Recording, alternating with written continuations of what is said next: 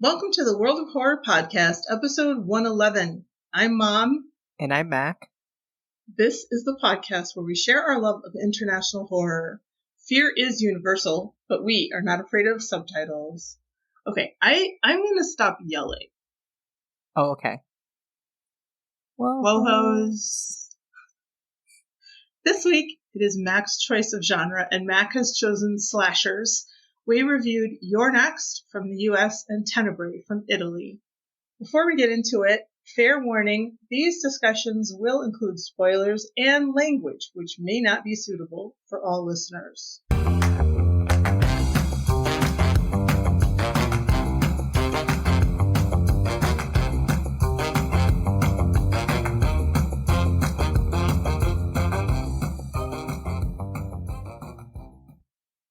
Let's move on to our first segment, Mom and Mac Chat. Hi, Mac. How's it going? Hi, Mom. It is going well, I think. My boss let me leave early today because tomorrow is a holiday, 4th of July. I guess happy birthday, America. I saw a bumper sticker over the weekend that was the American flag, and it said, "If this flag offends you, you can leave." And I was like, nobody's offended by the American flag, like, that's stupid. Like, sure, I don't like America, but nobody looks and goes, "Oh, I'm offended." The news continues to be not fun to look at. And okay, now it's a little bit past this, and I know it's been talked to death. But you know what kind of made me sad was, like, you remember the whole, like, Ocean Gate thing? Fuck that guy, obviously, the CEO guy. Fuck him. However, you know what felt weird was before we found out that they had died. So we're, like, trying to we're still waiting to see what happened to these people. I feel like everybody was just laughing. Just like, yeah. And it felt icky to me. Like, I just was thinking, can you imagine being a family member and, like, waiting to find out what happened, and then the whole internet is like, they're stupid, I hope they're dead, It's like, that would be really fucked up. Like, again, fuck that guy. His son only went on there because he wanted to impress him, apparently, and he didn't want to go. So truly, fuck that guy. I feel so bad for the kid. Anyways, that's just been on my mind a lot. I was kind of like, I don't know. I feel like it's fine to criticize the fact that the news was only talking about that and not, like, other pressing matters in the world. But I feel like it's fair to criticize people for not having, like, a shred of human empathy, Yeah, I agree. No, I agree. I can't remember. There was some comedian who, it was a really great joke. It was about how a bunch of rich people died on the Titanic, and now a bunch of rich people are going to try to go see the Titanic. And I was like, yeah, that is very strange. People are strange. And, like, yeah, the sort of glee that people took in the deaths of these people was kind of troubling. Yeah, right? In my head, I'm like, there's no winner here, though. Like, this isn't like, oh yeah, eat the rich, and now all these things are going to change. It's like, no, nothing is changing. It's just that there's, like, a few less people in this world, and their families are going to be hurt forever by it. Like, that's what happened, It's not like, oh, we got them. Like, we didn't get anything. I actually tried to stay away from that. Sometimes there are stories that come down the pike, and I'm just like, la la la la la. I don't want to hear anything about it. And then but I do, like, look at headlines, right before I'm trying to go to bed, which is a terrible thing to do. Don't do that. but it was like the submersible had imploded. So I was just like, oh, well, okay, they're dead. But yeah, I tried to stay away from that story. I just got the feeling that it would be a real bummer. But yeah, people are not great when it comes to that. And I mean, I think it's horrible that we have such a wealth disparity in this world. That's something that's truly upsetting and horrible. And but yeah, I wasn't happy to hear that they had died. Yeah, there's no joy in that for me I mean, I know that happened like what it's it's old news now for this news cycle. But it's just stuff like that has been on my mind recently. Maybe I'm trying to not think about like all the horrible things, all the other ones. I don't know. Well, speaking of news, and I don't even know if this is true, but I saw a news story that said that there are 10,000 more people in Texas than there would have been if the abortion ban hadn't been put into place. Like 10,000 more babies have been born. Oh my God. Probably have been aborted if the pregnant women had the opportunity to do so. But I was that just like, so sad. That's not good. That's going to be a problem. That is a problem. And that many people were forced to have children. Like, that's horrible. Like, yeah. And I mean, who knows how many. That's the thing is like, I feel like so many quote pro-life people say is like, oh, we'll just give them up for adoption. That's not like a good option. Like, I'm not saying anything against like, I think adopting is a good thing, but it's not as if there's like a plentiful amount of people who adopt children. It's not as if it's easy or like there isn't a huge barrier of entry. Like, the foster system is so fucked up. So now you're just like, here's a guaranteed amount of people who are just going to be fucked up, you know? I feel like there's just a profound misunderstanding that we don't all exist on the same playing field when people say things like that, like just put the baby up for adoption. I mean, and I've had like knockdown dragouts with my students over this issue.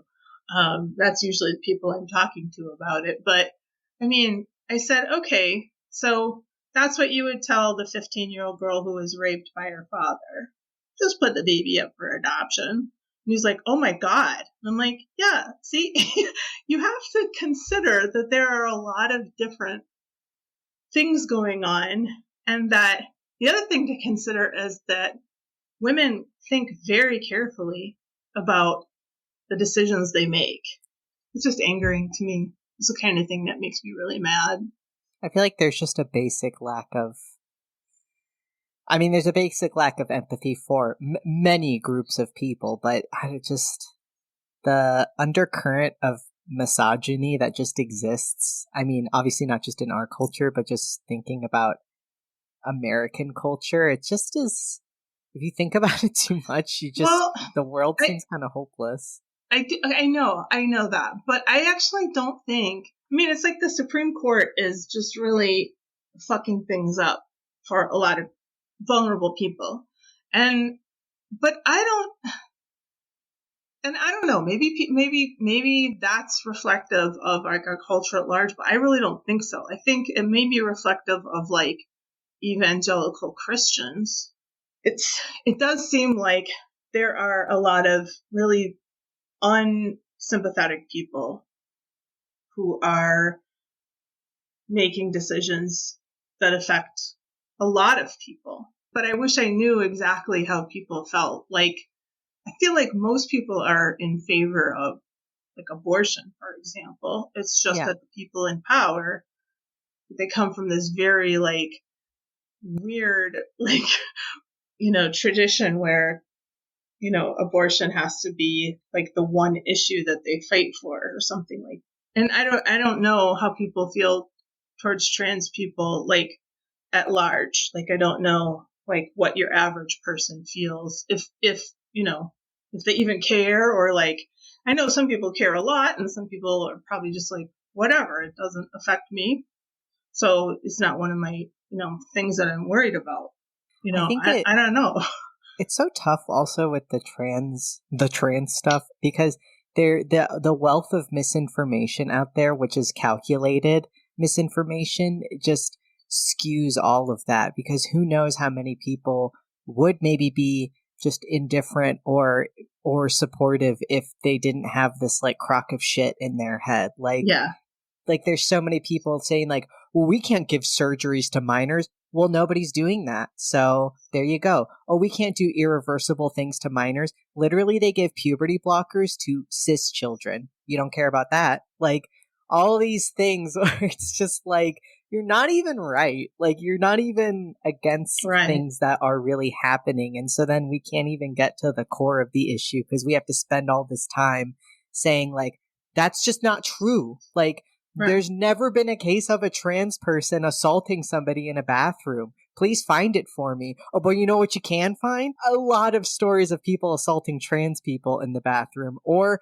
just women getting assaulted in bathroom by cis men. Like, it's not a thing. And that's the issue, is like these groups who are against these are they're dumb, but they're really smart. Like, they're really good at misleading people, and that's the fucked up thing. It's just a series of like straw man arguments or straw people arguments. But like, I heard one the other day. I mean, basically the idea is some people are against sex ed in schools because they feel like children are going to be exposed to pornography and, oh, brother. I mean, it's like, if you talk to children, and then we can talk about like who actually is, like in North Carolina, nobody's talking to any children, but in other parts of the country, they actually do have sex education for kids in, let's say, at least middle school and high school. There are like curricula for that. But people are opposed to, like same-sex sex being taught in a sex ed class because it's perverted or something. And it's like, that's your hang up. Like, that's your problem. Like, you have an issue because you don't understand, and you have this like weird, like fascination with like, gay sex or something. And it's like, it is a part of life and kids should know about it. And the thing that I heard on this podcast was that it's very important for children to be exposed to sex ed, so that way they know what's normal and isn't normal when people do things to their bodies, like when they're molested, which like 1 in 3 children are molested or something. I mean, it's a crazy statistic. So it's very important that children have knowledge of what's appropriate and not appropriate. And yet these wackos are trying to just, say abstinence only is the only thing that should be taught in schools. Yeah. And the idea that sex ed will be the thing that introduces them to pornography, when just being alive is going to get them introduced to pornography, like you really want to target something. How about we target the rampant misogyny in movies and television? Like, I feel like I had vast knowledge, not even from watching R-rated movies, just watching cable television, of like, things are so sexualized. Advertisement is sexualized. Like, you don't even have, like, there are ways for people to find porn on the internet that can circumvent, like, parental controls. Like, so it's just like, you know what? They're going to be exposed. So again, you might as well show them something healthy, because if their only introduction to sex is pornography, well, that's fucked. There goes their healthy knowledge about sex.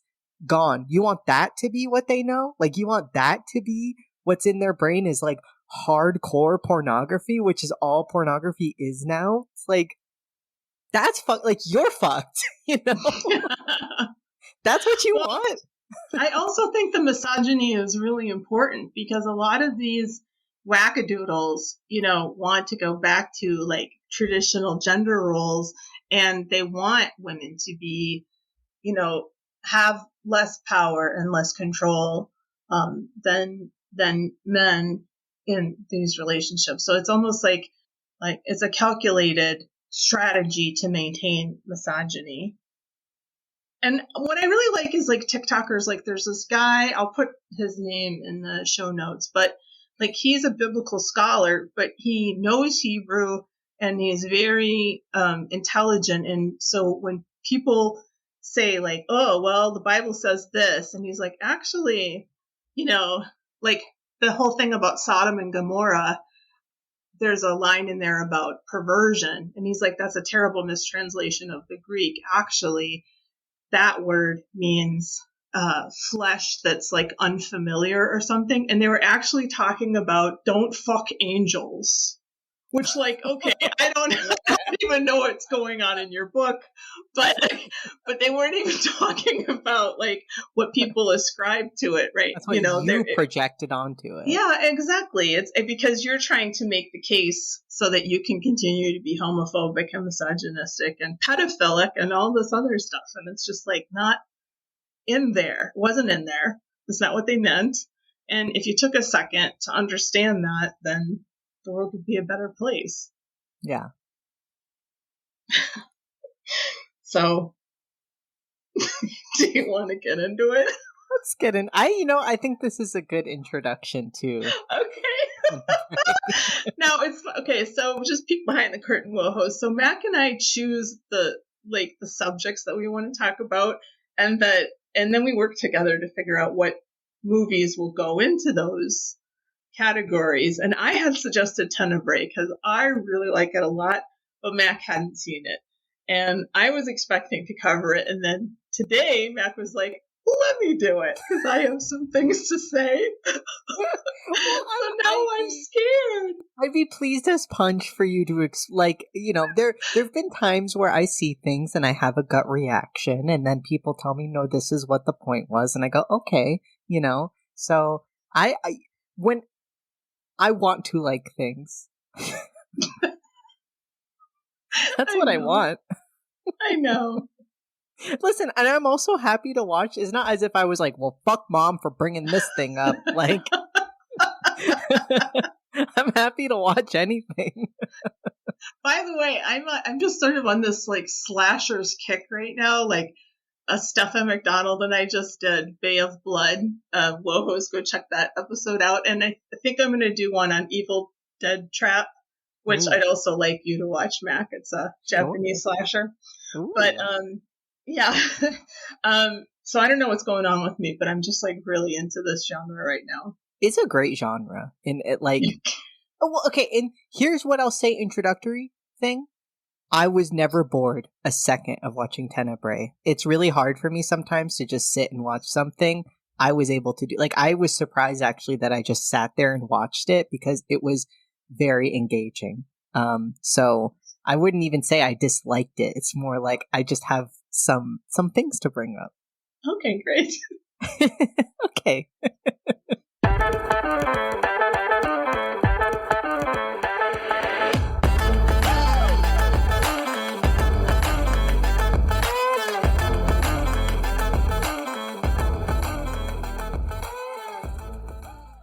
Well, Tenebrae. Here's a brief plot synopsis. An American writer in Rome is stalked and harassed by a serial killer who is murdering everyone associated with his work on his latest book. Directed by Dario Argento and written by Dario Argento. It stars Anthony Franciosa, John Saxon, Daria Nicolodi, Giuliano Gemma, Carola Stagnaro, John Steiner, Veronica Lario, Mirella D'Angelo. Cinematography by Luciano Tovoli and edited by Frank. I'm so sorry. I'm kind of having a stroke right now. Edited by Franco Fraticelli. I'm a quarter Italian. How do I not know these things? It was released October 27th, 1982, and has a runtime of 101 minutes. Great runtime. So this is the quote that bookends the movie. When this movie opens, we see somebody wearing black gloves sitting in front of a crackling fire. And we hear this narration. The impulse had become irresistible. And the person with the black, I don't know, I find this movie very funny. It's silly. The person with the black gloves is like running their finger along text. I do that when I read. Gloves and all. You know how there's like driving gloves? There's also reading gloves. A lot of people don't know. I did not know that. Okay. The impulse had become irresistible. There was only one answer to the fury that tortured him, and so he committed his first act of murder. He had broken the most deep-rooted taboo and found not guilt, not anxiety or fear, but freedom. any humiliation which stood in his way could be swept aside by the simple act of annihilation. Murder. That's a great quote. And then we get, like, the goblin score that comes in right after that. The music in this movie is unparalleled. It's so good. You could watch this just for the music. Like, it's just, and it always hits right at the right time, and you're like, yeah. fuck yeah. And there aren't any, I think the only lyric is Paura, which means fear. So it's like, you just keep hearing that, like, over and over and over again. So we start with Peter Neal, a handsome man, who is an American writer of violent horror novels. He visits Italy to promote his latest work, Tenebrae.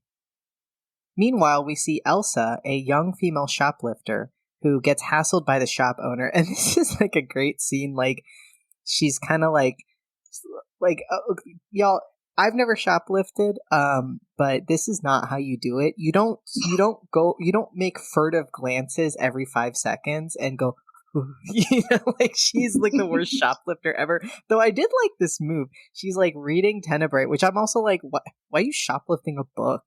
I don't know.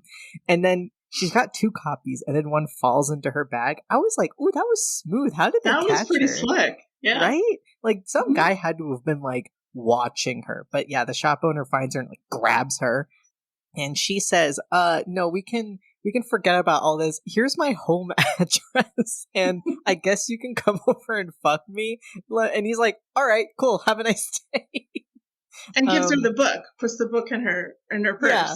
I'm like, you fucking fool. You think she gave you her real address, you dumb idiot? I mean, maybe she did, but unlikely. She then gets assaulted by a homeless man, but manages to get away by kicking him in the nards and slams the gate on him. Very scary. I've never been truly attacked like this, but there was a time when I was in high school going in downtown Raleigh, which, okay, a lot of people will be like, downtown Raleigh's so scary. It's really not. But this moment was scary. There was I don't know what sort of man, but somewhat mentally ill, I think, who just stood in front of me, like blocked my way on the street, and then just like wouldn't move and was just leering at me. It was very creepy, but I just kind of like scurried away. So, like, you know, stuff like that. Y'all, I don't know. If you've never been a woman walking around in the world, would not recommend it. It can be very scary. 3 out of 10 would not recommend. Yeah, would not recommend. So she gets back to her apartment. He sneaks up on her door, but then watches as someone else murders her with a razor and then stuffs her mouth with the pages from the novel she was stealing, which was Tenebrae. The killer then takes a picture of her. I thought this was pretty freaky. This is like, you know, it's 80s effects, so the blood kind of looks a little bit fake, but it's still, you know, it's spooky. Like, knife right in the neck and then just stuff. Ooh, so poetic. So Peter arrives in Rome and is accompanied by his literary agent, Bulmer. Love this actor. He's from Nightmare on Elm Street, right? He's Nancy's dad. He is so great.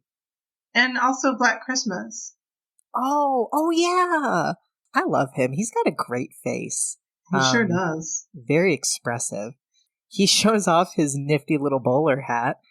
And okay, here's just my first thing about this movie, which is just, I feel like for a movie that seems to be, I guess, denouncing, you know, violence against women, like, when Peter walks in with his secretary, I just at first think, like, that's his wife.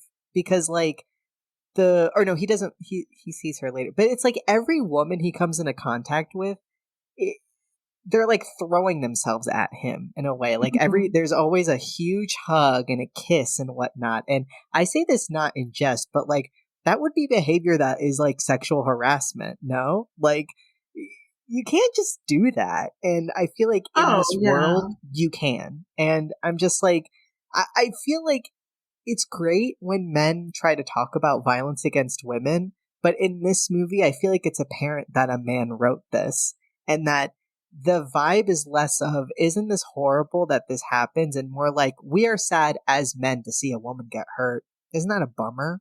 Like, but I feel like there's no love for women in this movie. I mean, I think it's a double whammy because it's the 80s, it's the early 80s, and it's Italy. Yeah. So, I mean, you have like one of the most, like, a culture that really, that, I don't know how to say it. I've never been to Italy, but I took 2 semesters of Italian, and I've known people who have traveled in Italy, and it's better now, but, you know, the culture, at least at this time, you know, was a lot of like, you know, definitely catcalling, if not overtly like touching women that you found attractive. Now, one thing that I have heard too, and Italian WoHos, please get in touch, is that sometimes women like at the time would be like, yeah, that's right, I've got it going on, you know. So I think it's definitely a different culture than American culture. But yeah, and then you have Dario Argento writing the movie too. So, I mean, I just think it's a whole combination of things. I mean, you know, I don't know. Like, again, I know it's the 80s. I know it's a different time, different culture, but it was jarring. And also, every woman is like the youngest, most beautiful woman you've ever seen. Sometimes a little bit too young looking. We'll get into that. Yeah, women who are not sexy, they don't exist. Don't even try. No, I've never known one. Hey, if you aren't sexy, you we put you in a box and we just don't show you. We don't see the light of day. I just hate shit like that. So he then is interviewed by a lesbian journalist. Only lesbians care about misogyny. And it's so funny because when she greets him, yeah, again, we get the whole song and dance of him kissing and, you know, them hugging. And then she immediately is like, so you wrote this sexist novel. And the way that they write her and the way she is acting is this like caricature of what men think a feminist is. This is your grade A feminazi, boys. She's a lesbian. She hates men. Would she just calm down for a second? She takes things so seriously. And just my problem with this is that's how the movie wants us to think about her. Like, that's not what it'd be one thing, because yeah, it's true that men in power can view women like this, of like, yeah, this chick. But like, the movie wants us to think this because the way this woman is acting is absolutely insane. She's the worst actress in this movie, I think. Like, yeah. Not that the acting, I don't think you watch an Argento movie for the acting, but nobody bothered me as much as she did. I actually liked the kind of over the top acting, but her, I was like, this is too much. Like, I hated her. But yeah, she's like, you're writing a book. Okay, also all good criticisms, by the way. You know, you wrote a book about, you know, women getting murdered. Why are you so obsessed with this? A question I would ask. So, but yeah, no, she's a crazy bitch. He then meets his assistant. I thought they were married when I saw them. Nope, that's just how we talk to women. And then he meets Johnny, who is a very awkward young man who will be his assistant. And what I love is his manager, his agent is like, yeah, you know, eventually he'll be working at our firm. And then Johnny gets in the car and he's like, so that's what you tell him to, you know, keep prolonging his dreams or something. And the agent just kind of gives him a look like, hey, shut up, which I thought was funny. Also, in the beginning of the movie, I forgot to mention, he's, you know, boarding a plane to get to Italy, and we see somebody, you know, mess with his bag. And now when he's arrived, somebody has broken his watch and soiled his clothes. The present he was going to give to his assistant or secretary. You know, who could have done this? Neil is unaware that he has also been followed to Rome by his embittered ex-fiancée, Jane, my favorite character. I love this actress. I love her. Favorite character. Amazing. So the murderer sends Neil a letter informing him that his books have inspired him to go on a killing spree, and then he's contacted by the police in the form of Detective Germani, who only drinks on duty, and his partner, Inspector Altieri. Germani, second favorite character. I love this guy. I love the Me way this too. guy looks. I love his voice. I love his character. See, I don't hate this movie. Like, again, very interesting. Like, Suspiria, as good as it was, there were some times where I was like, tick tock, I'm kind of excited for this to be over. I think I wanted more of this movie. I liked all the characters so much. And you know, not Altieri. Germani's kind of like, he's not super aggressive with him, you know, even though I guess everybody could say, hey, this guy kind of inspired a murderer. But he is kind of like, do you have anything you could help us with the investigation? Like, you know, you write mystery or like these kind of things. Any help? And, you know, I'm reading this book, but haven't gotten to the end yet, so don't tell me who the killer is. Like, he's kind of keeping a distance, but not pushing him away. I thought it was very subtle, very good. So then Neil gets a call. It's the killer, and Neil tries to stall him on the phone. Germani and Altieri run outside, but there's no trace of the caller. And Altieri, of course, is wearing heels because that's the only shoes women are allowed to wear. And Germani's like, if only I had a male partner, then, you know, you could have run faster. And she's like, if you had a male partner, then what would you bitch about? See, I like that. That was cute. Yeah. That was cute. Yeah. And yeah, at one point, Neil's like, hey, do you want a drink? Or do you not drink on duty? And he goes, I only drink on duty. Man, love this guy. So then the scene cuts to a beautiful woman on the beach in a white dress. She's surrounded by several male admirers. This scene is like a dream. It's very weird, but I would say in a good way. Like, first she's surrounded by them, then she kind of trots away, but then does a little coquettish, like, look over the shoulder and kind of takes part of her dress down, and she's like, you know, topless. And then, you know, she's sitting on the ground surrounded by these guys, but she's kind of like, you know, it's very weird. Yeah. But again, in a good way. And then she kind of like, you know, is leaning back into them. And then one of them slaps her across the face. And then the guy who slaps her runs, and the admirers run after him and tackle him. And then the woman attacks him with red shoes and like even gets the heel like in his mouth.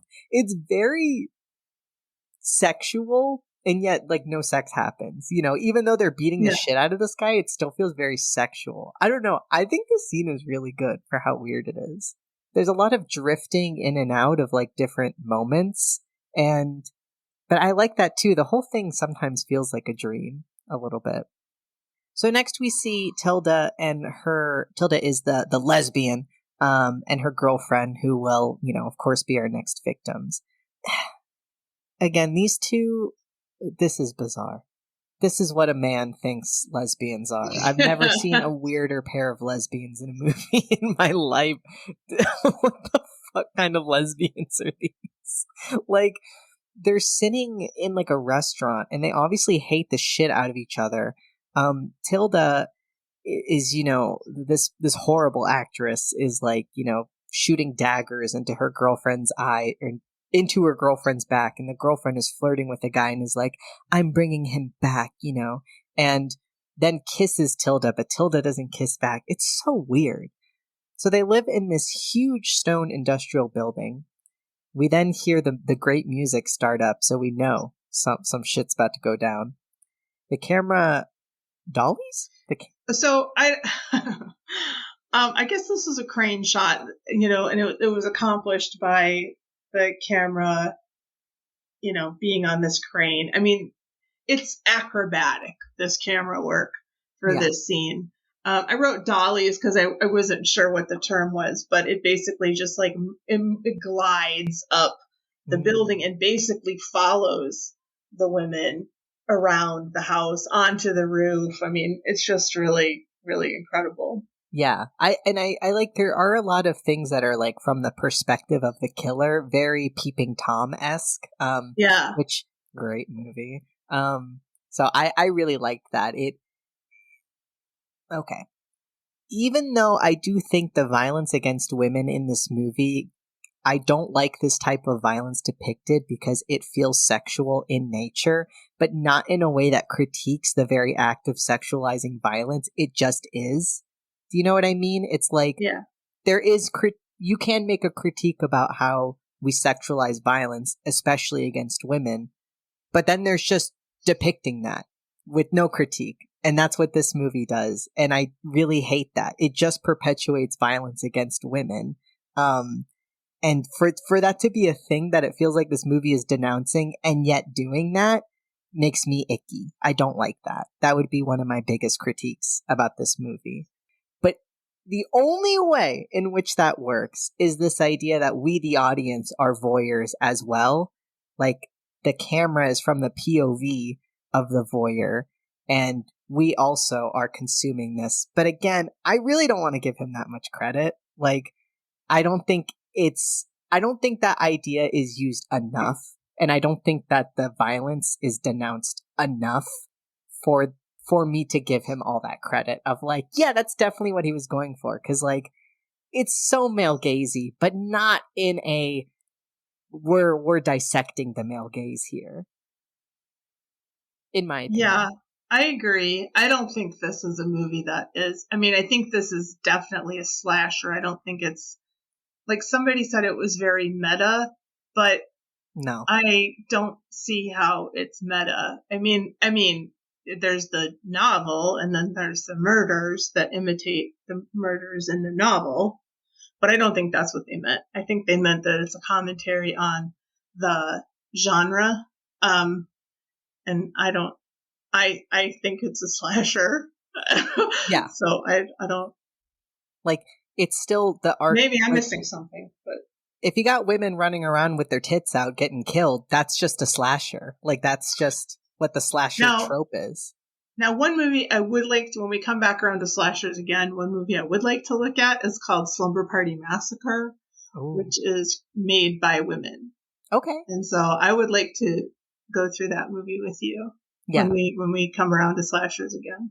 We definitely need to watch more movies directed by women, for sure. For sure.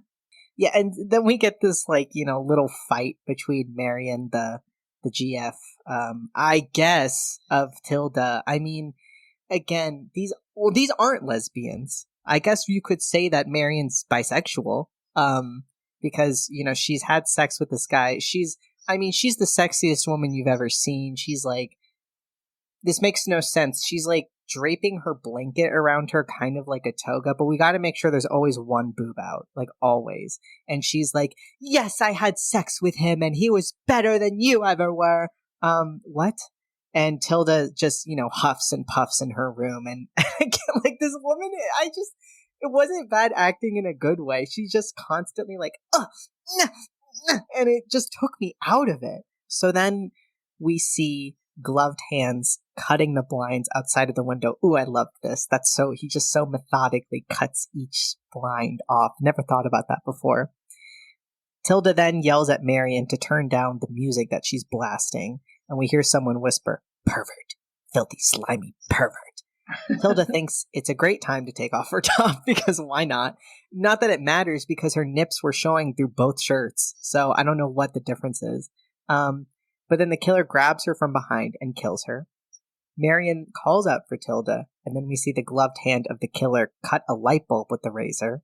Marion is then killed and becomes the image for the movie poster as the killer takes pictures of the victims. I do like, again, also taking the pictures. I think that's very much, if something is meta, I guess it's that. But again, really. It's not meta, really. But this whole sequence is really, really amazing, because as the women are fighting and as they're moving around into different rooms, the camera is just like gliding around. And then it literally does go like up on the roof, across the roof, down to the other side of the building. And then it comes around to the front. And then we see this like staircase where, you know, Marion is killed. I just want to watch that section over and over. It's just really, really amazing. I mean, again, yeah. I think that I guess that's what bums me out about this movie, is that there are some things that are glaring to me but then the other parts of the movie are so good. I wish maybe you could somehow take this out of that time and maybe change Argento's mind about some things, because then I think it would be perfect. But those things are a little bit too much for me to ignore. And they're kind of like part of the time. I mean, the fact that all the women walk around with no bras on. And I mean, Daria Nicolodi is like the only character. Well, Altieri a little bit, but Nicolodi is the only character who kind of has a personality. But even she like kisses. I couldn't believe it when she started making out with what's his face. And then they're like, let's not think about this. In the morning, we'll forget about all of this. Just like, come on. So yeah, you can continue being my employee, and I don't have to do anything special. I mean, it's fine if you want to have casual sex, but I mean, this whole thing of like, well, it's just like, I don't know. It's very weird. But I guess of the time. I mean, I'm not, And like, I'm not necessarily against, it's like a lot of women go around like, no, what woman wears a bra in her own house? Like, that's pretty realistic, but I wish it was done in a way that wasn't so apparent for the male gaze, like. Yeah, sure. Yeah, no, this is all, I mean, yeah, this is like completely male gazy, like you said. I mean, absolutely. So then we see someone developing the film and washing off the straight razor. They're in a very distinct basement. A great, well, I don't know. It seems like this basement kind of gets a little bit of light. So maybe not a good place to develop film, but the settings in this movie, every single one of them is beautiful. So good. So then the porter at Peter's hotel sends his daughter up to help Peter with his plumbing, which is not a metaphor, just so you know. I mean, maybe this character made me the most uncomfortable, I think, because she really... I don't know how old the actress was, but she did look so young to me, and yet was still like sexed up, like the character they say is 17. Spoiler, she's killed, but yeah, she's 17. Yeah, I don't know how old the actor was. Yeah, but they tried to make her look young and yet still sexy, and that was at least the other women were like women, like they were like, oh, wow, this is a woman, but this is a child. That's how I felt. And I was like, ugh. And, she's throwing herself at this guy. Sure, Peter Neal, he's a handsome man, but every woman is just like, take me, like that's how it feels, and that's gross. But also, I mean, he's like this like wildly successful novelist, like, and this girl, he says to him, the bookstore down the street, like they just have your book in the front window, so. But that, I think most people would just be like, that's really interesting. They wouldn't want to fuck him, I think most women would like, the amount of women that would be like, and I need to have him are way less than men would like to think. Like an absolutely normal woman would be like, this is so cool. I'm kind of starstruck. They wouldn't be like, they all have your book. That's what they want. This is what Argento hopes happens whenever he meets somebody and they're like, oh, are you the famous film director Argento? Everybody's showing your movie. That's his fantasy. So then, Anne comes up and lets us know that, yes, in fact, we were supposed to think that girl was sexy, and makes an innuendo. And then Peter literally says, oh, that's jailbait. Okay, all right. You don't have to keep hammering it into our heads. Someone then slips another letter to Peter under the door. And then we see the killer's POV as they spy on two hotel workers, which I did like the scene. The killer has to hide and just these two dudes are working. So, this guy literally is like, I guess the idea is that if they had discovered the letter sooner, maybe they could have found this guy, but it's slipped under so quietly that Anne doesn't recognize or doesn't see it yet. But yeah, I did love this scene. Like, again, this movie's not very long, so you can kind of have scenes like this where it's kind of like, I don't know what purpose this serves, but it kind of fleshes out the world a little bit more. And this is right by the elevators, I think, and this hotel just looks so grimy and so 70s, and I'm always like, oh my god, the carpet must just like reek of just like cigarette smoke and just sweat. It's like everybody was sweaty, you know, and I don't know, it's like it's so disgusting. That's the kind of thing I think about when I see a scene like this. But yeah. So then Peter finds the letter, runs out of the building to try to find who could have left it. The letter's in Latin, and it says, "Sic transit gloria lesbi, so passes," which means "so passes the glory of Lesbos." What could that mean? And yeah, because Anne literally says, "What could that mean?" And he says, "Well, it means I know Latin." But it made me laugh. I love it. At the coroner's office, Germani is filled in on the deaths of the lesbians. I don't know why that makes me laugh. Peter then meets a very effeminate guy who wants to interview him on TV. Yeah, okay, I picked up on that too. I was like, is this guy supposed to be gay? Like, that was my first thought, was like, is this guy supposed to be gay? But seems to have, quote, have the wrong end of the stick when it comes to Peter's book. He's not being aggressive, but kind of subtly, he's like, well, Tenebrae is about perversion, and two victims in the books are deviants. And Peter says, well, one of the victims is gay, but that doesn't make him a deviant. And the journalist is like, well, what is deviance? I'm a Catholic and I'm pro-divorce and pro-choice, so that would make me a deviant in the eyes of Catholicism. And Peter's just kind of like, yeah, do you want to? I thought this was a morning show. Do you want to talk about this right now? And the journalist says, well, the killer wants to rid the world of corruption. And Peter explains exasperatedly, well, the killer's insane. But I thought this was a great, if anything's meta, it's this. Yeah, this was great. Yeah, I think this was great, and it would be my critique of a lot of things. Like, okay, for instance, I've had very many infuriating conversations with men, of course, about why South Park is in fact not subversive. Some people try to say, oh, well, they make fun of everybody. And I'm like, yeah, some people don't need to be made fun of, and I had just an argument with this guy that was then saying like, well, some of these things are to point out that they're bad. And I'm like, no, even if the characters are bad, we're still depicting this horrible thing and people are still laughing at it. So no, this isn't subversive, like Mr. Garrison becoming Mrs. Garrison and then that being what you think a trans woman is not subversive. Even if we're supposed to think, oh, that's not good that people don't like. I'm going to say him because there's no way that that's a trans woman. And I would say this is a great argument, kind of like, yeah, where some authors or creators might think, well, the point is supposed to be that this is a bad thing. And to that, I say, I don't think you made a good enough point that it's a bad thing. Like if there's confusion, you didn't make it apparent that it's a bad thing. And that is honestly the critique I have about this movie. So I do like that that's in there. It does make you think. But yeah, I thought that was a great point. What's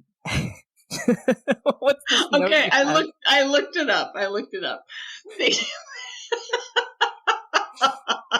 They keep using the word aberrant. Aberrant. And I was like, it's aberrant, you fuckers. Well, the European pronunciation is aberrant. The American pronunciation is aberrant. But I just, it was just grating on my ears. Like, aberrant? What the fuck? That's not a word. How about abhorrent? Oh, abhorrent is a word. Oh, okay. Germani and Altieri arrive during the studio interview, but Bulmer very wisely is like, how about we talk outside? He's in the middle of an interview. He'll be done soon. Good point. I think it would be pretty bad press if they tell you about 2 more murders that happened because of your book. So later, Germani says that although he has read all the classic mystery stories, he could never guess who the killer was, despite being a detective. Mm-hmm. As our crew drives off, Altieri tells Germani that she got... Oh, yeah. Yves Montand. Eve Montan. Yeah, that's like all she can talk about. It's like she just like will just say, like, "Oh, that's Eve Montan's," and then later she's like, "I got it." He's like, "Got what?" "I got his autograph." They were So, really cute. then I went down this little rabbit hole, and I found out that Eve was married to Simone Signoret, who was in the original Diabolique. Wow, It's all connected on the world of horror. It's all connected. And by the way, if you want to see some cuteness, look up Eve Montand and Simone Signoret. They were cute as fuck. Oh, I love in photographs. Yeah. Peter's bemoaning writing his book and looks out the window and thinks he sees his ex, Jane. Anne thinks that it was Jane who messed up Peter's bag, but Peter's still unconvinced. The killer, still wearing gloves, seems to have a Filodex with documents and pictures. I thought this was really funny, too. Like, why do you need a file? It's like alphabetized. Hey, he might be a killer, but he's got standards when it comes to organization. That's actually a thing a killer would do, you know? Well, no, but then there are all these photographs just like lying around on the floor. So well, he hasn't got it's you know, maybe it's wishful thinking. Maybe if I get the Filodex, Filodex, I will do it. We've all done that. Maybe if I get the fancy vacuum cleaner, I'll clean. No, you won't.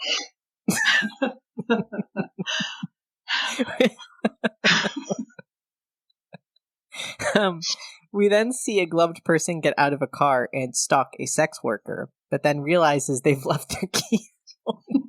Luckiest day of that sex worker's life. Yeah. Honestly. And again, I don't know. I just was struck with the thought of just like, man, I really wish they would legalize or get some protection for sex workers. Like, this is why you need to prevent shit like this. So then the plumber girl, Maria, got on the bike of her boyfriend and they have a little tiff and he just fucking leaves her in the middle of the night on an abandoned street. This scene was so scary and not because of the killer. This is maybe one of my biggest fears. This is the scariest. Me too. This one, bar none, is the scariest scene in the movie. And I've seen this movie, I don't know, 4 times or something, and it's scary every time. Yeah, it's terrifying. She's walking around. It's the middle of the night, and there's a dog behind a fence who's just like barking at her, and she kind of is like, hey, get the fuck away from me. And this dog, Doberman, is very athletic and fucking jumps that huge fence. This is a great dog actor, by the way.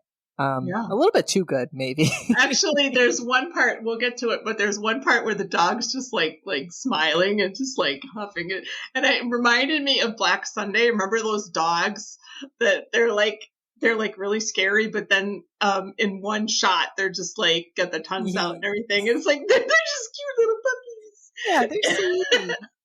I bet this dog loves to get his belly rubbed. Oh, for sure. Well, the dog jumps the fence and she gets chased, and it is just horrible. She runs, she's screaming and gets attacked by the dog.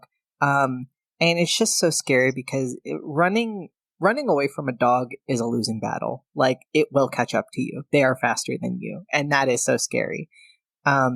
It's attacking her, but she manages to get away. And I think when it comes to like effects, they did such a good job with the blood on her. Like, it wasn't like gratuitous, but it did look like she had been through something, She manages to fight it off and scales a fence. She's very athletic and runs away.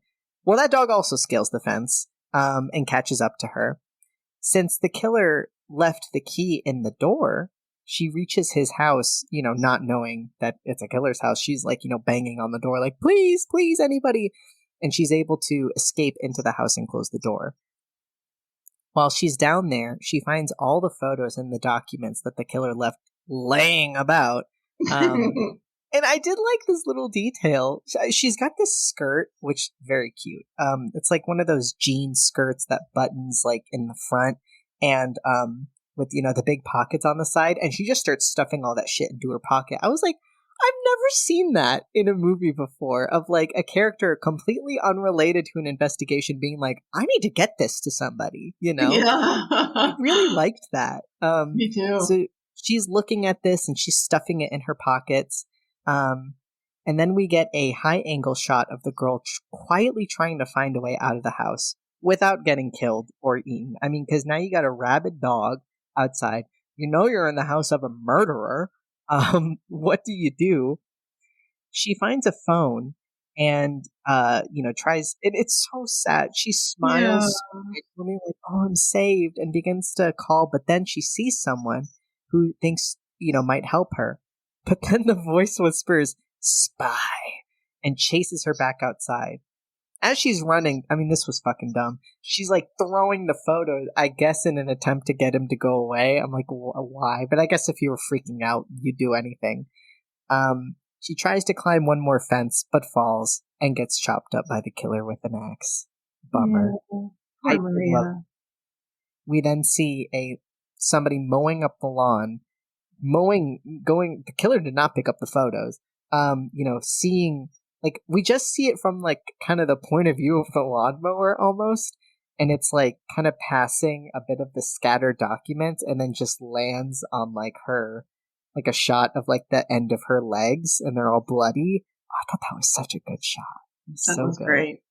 With the dread of knowing what's about to come, and then you see her, but you don't see all of her. You just see the leg, all you need.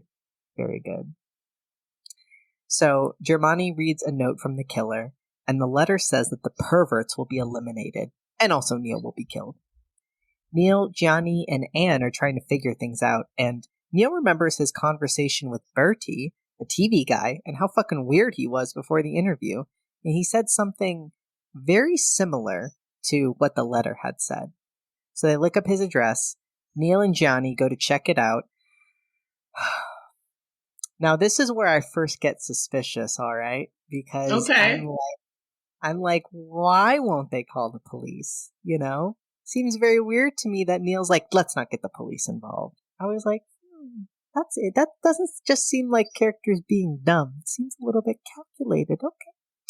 So Anne learns the news of Maria's death on TV and the fact that the killer has threatened to kill the great corruptor.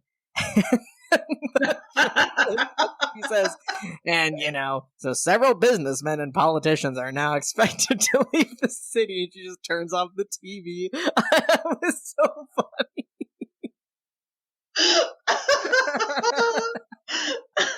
My favorite journalist ever. That was so funny. So good. Oh my god, I love that. So Anne goes to her car. By the way, this whole time I was scared for Anne. Like this whole movie. They did a good job of this. Like anytime she was near a car, I was like, is he in the back of the car? And she sees a woman across the street from her. She calls out to her thinking she's Jane. After Anne leaves the apartment, the score strikes up again. So I'm like, oh god, she's a goner. Johnny scales a fence along with Peter Neal, and they crouch outside of Birdie's house behind a plant. And whose house should it be? But I love this. It's like the movie doesn't say it out loud, but it's the same house that Maria was in. So just we, the audience, just know, oh, it's this guy. And God, I loved that. So they're hiding. Inside, the killer is burning various pictures and documents. I guess he's finally like, I better throw this shit away. Johnny and Neil see the silhouette of Birdie, who looks out his own glass door. Johnny leaves Neil. He's like, I'm going to go around this way. And Neil's like, cool, I'll chill here. And then sees the lights go out in Birdie's house. Then we see Gianni,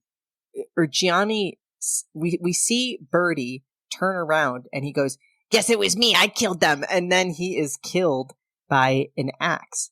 But we don't see who the killer is, just see an axe break through the glass door.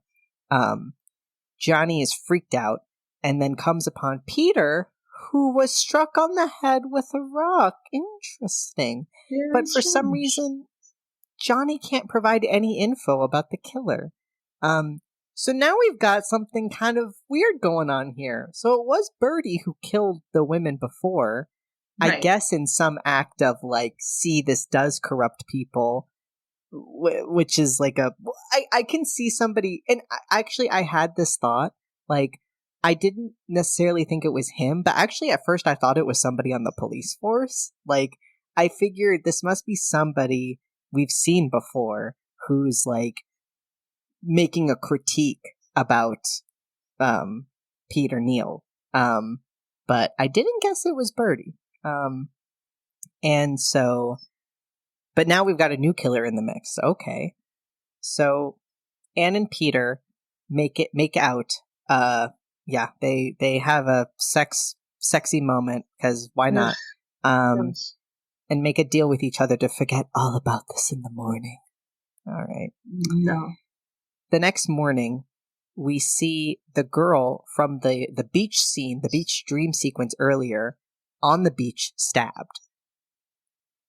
Peter tells his agent he's thinking of leaving Rome for Paris. Bulmer wants him to stay because they're about to get a $1 million deal, and Peter says he'll think about it.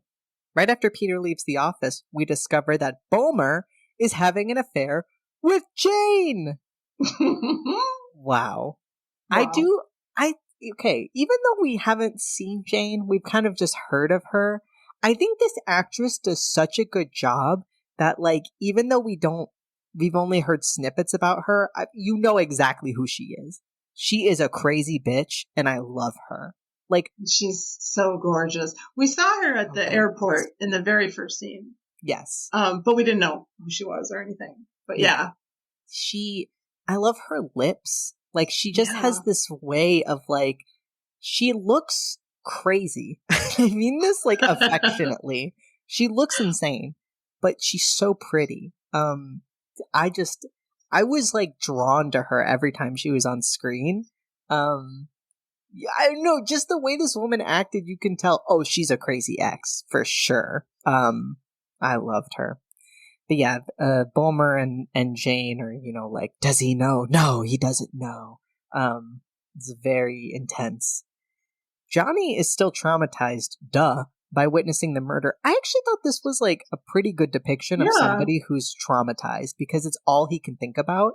And while driving, he keeps getting flashes of it and causes a car crash. And yeah, that's what trauma does to you. Peter's like, I'll walk, you drive, and gets out of the car and meets Germani inside of Birdie's house. And Peter still has yet to mention that he was there that evening. Very interesting, because you'd think, kind of witnessing the murder, they'd want to give some help to the police, but they don't. This is where I begin to think, They find extensive files that Birdie kept on Peter, like extensive, like everything, he's Catholic. I thought this was an interesting detail. Devout Catholic. Right. Okay. And, grew up on Rhode Island, all this stuff.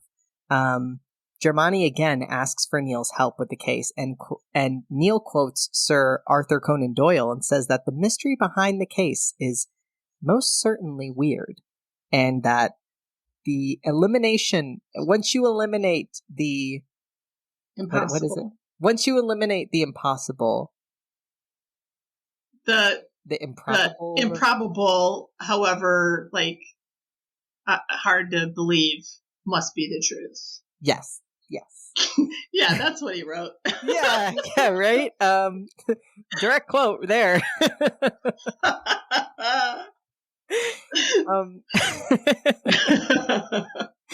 When Jane arrives home, she finds a package addressed to her on her doorstep, and inside the box are some red heels. Interesting.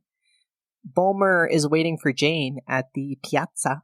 And I love this little moment of just Bulmer. Hey, we've all been there. We're waiting for someone and we kind of don't know what to do with ourselves in public. So he's just kind of people watching.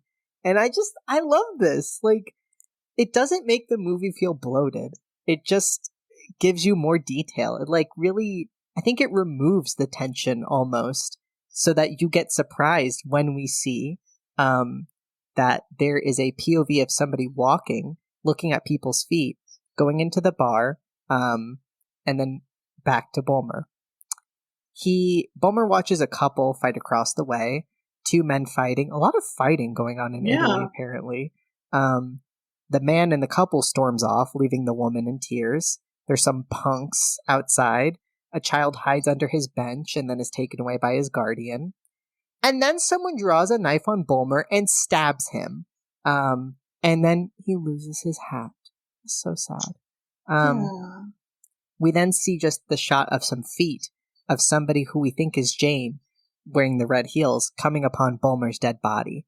Yeah, and I just feel like the shot of him getting killed is so surprising because we've had this little lull of people watching. But the thing about the people watching is it's fun. You're not bored. Like, you're genuinely kind of with Bulmer, kind of like, you know, you're in this strange area like he is, you know, an American in Italy, just kind of witnessing things around him. I love it. It's so good. So Anne has made arrangements for Peter to go to Paris, which I don't know, like, yeah, obviously you have to leave, dumbass. Johnny comes by and says that he wants to go to Bertie's house to see if they can find any clues because he just can't. He knows if he goes back, he'll be able to recall because he's missing something. Mm-hmm. So Johnny scales a fence. He leaves his key in the ignition and we see some black gloves take it out. Johnny reflects back on Bertie's murder and sees in his mind's eye Bertie say, "I killed them. I killed them all." He goes back to his car and then is strangled by someone in his back seat. Dun dun dun. Then from the POV of the killer, we see an axe hidden in some foliage. The killer takes it. Jane is sitting at home and calls Anne and mysteriously confesses to doing something and not wanting to kill herself. She says, "You need to come by. I'm afraid I'll kill myself." She asks for Anne's help, and Anne, being the bro that she is, says, "Okay, I'll be right round." I mean, women helping women. We love to see it. And again, I love Jane. She's just sitting in this house, like, scared out of her mind. She's pacing the floor, holding a gun as a storm rages outside. Meanwhile, Altieri speaks to Bulmer's housekeeper. In Spanish. Very, very, very cool. Altieri's bilingual or trilingual. There's some banging on the door at Jane's house. Anne drives over, but the killer smashes through the window at Jane's and chops off her arm.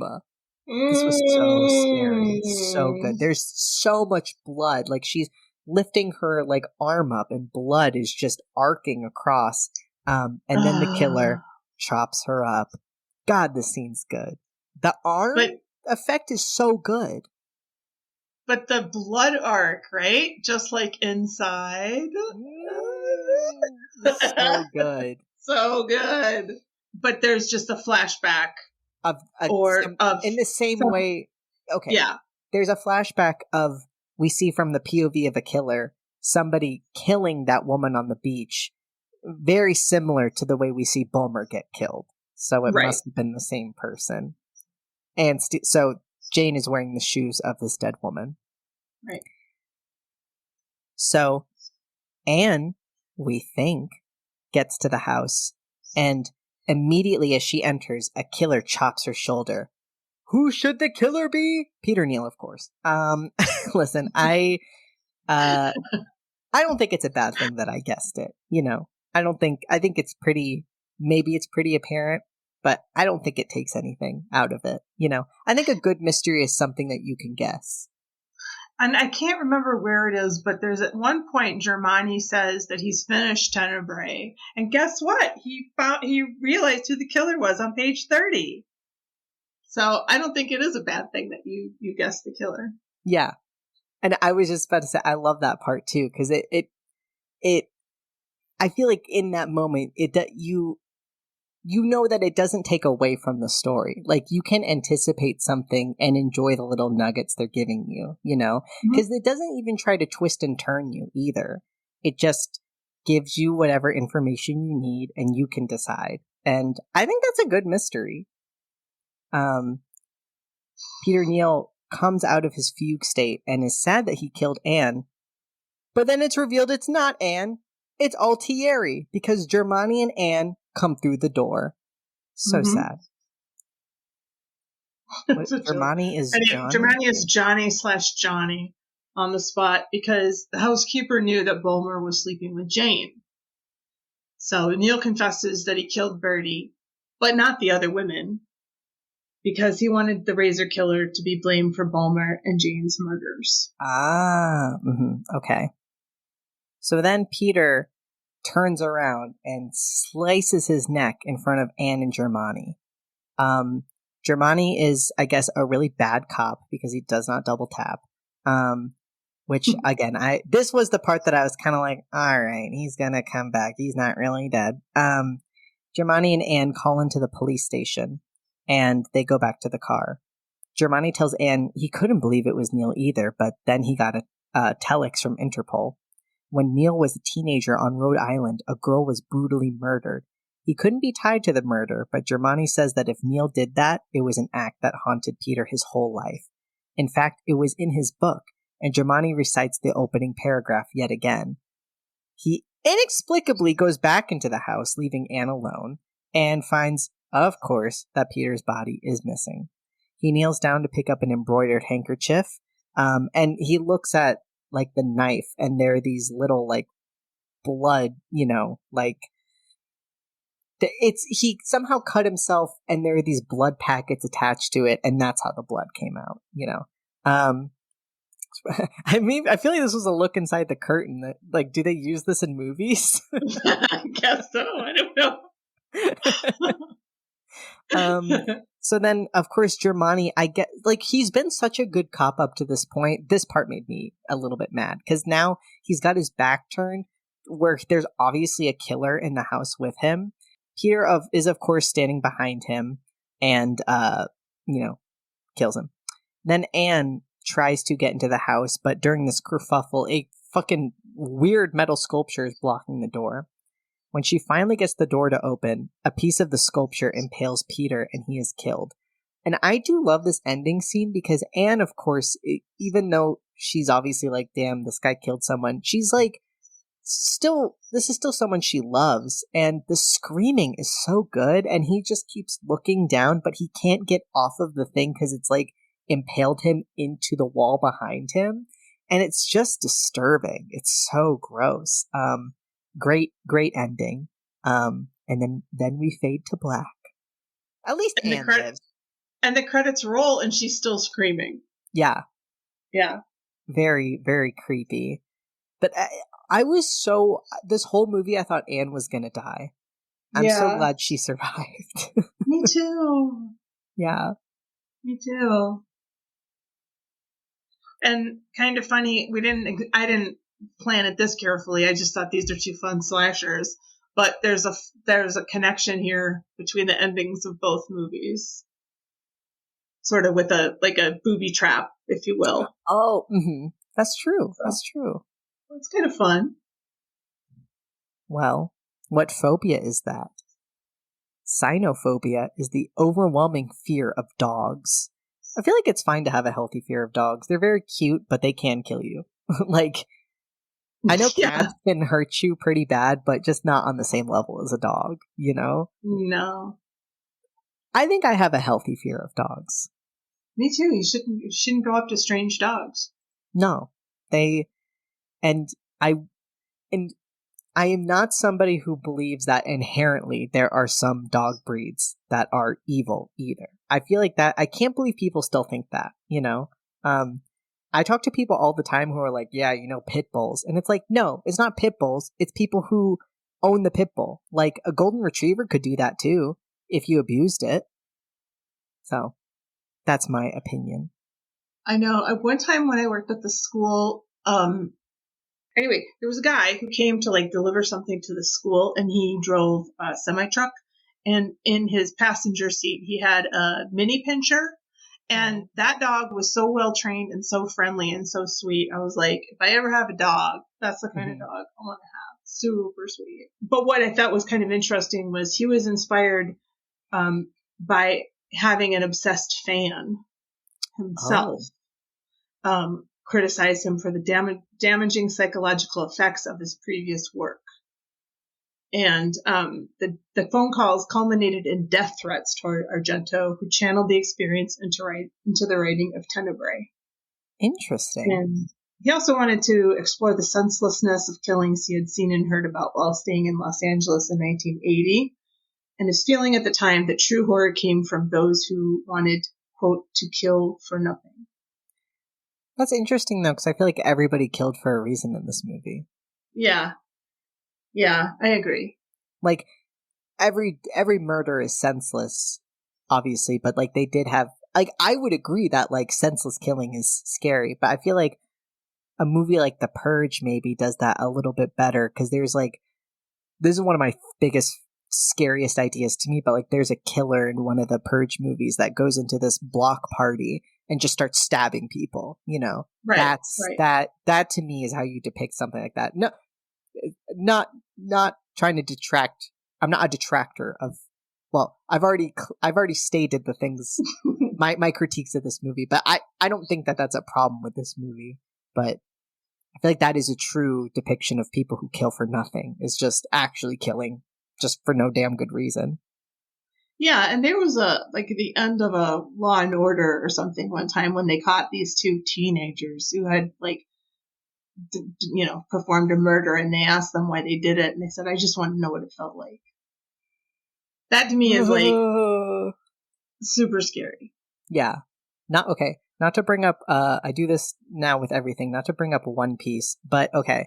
There was one thing that I thought, I mean, there's multiple things I like, but there's a part of one of the arcs that is so good. There's a whole plot in One Piece where there are these fishmen, and they are completely subjugated, and literally violence is, they are victims of violence and like slavery in this world because they're seen as like not equal to humans. And there's a whole Fishman Island. And one of the there was a queen of Fishman Island who desperately wanted humans and fishmen to be together because at this point, fishmen were only safest in Fishman Island, but didn't get to enjoy anything in the, above world. And so she desperately wanted, even though there were so many acts of violence against fishmen perpetrated by humans, she wanted the children and the adults of Fishman Island to believe that they could live in harmony. But there was a group of super radicalized fishmen who were completely hateful of humans. And a few of them came out of that were that they stated were her worst fear. And they were fishmen that hated humans, even though no human had ever done anything to them. And when somebody asked, and they even would hurt other fishmen for, the sake of trying to hurt all humans. Like one of them killed her because she was so vocal about humans and fishmen coming together. And when one of them asked him why he was doing this, he was like, because I want to, nobody ever did anything to me. I just want to. And I just thought that was so smart of that is scary. If you have so much hate in a world, that's what you breed, is people who do it not even because somebody did something to them, but just because they have all this hatred in their heart. Yes. The impressive 2.5-minute crane shot that encircles Tilda's house took 3 days to be completed. Stupid American distributors wanted the shot to be cut from the film for U.S. release, but Argento refused. Idiots. I'm glad Argento stood his ground. The original film's poster shows an image of a woman with her throat cut. The UK release in 1983 censored the violent image by placing a red bow around the neck after posters displayed on the London Tube drew complaints. Okay, now that's fair. I think if I was on the Tube and I had my little baby with me and they saw a woman getting her throat cut, I'd be like, hey, I don't think I want to look at this. Some later UK releases on video and DVD editions used the censored image. The most recent, including Arrow's DVD/Blu-ray release, have reinstated the original poster image for all their covers. I think it's a fine cover, but yeah, maybe don't put it in a super public area like that.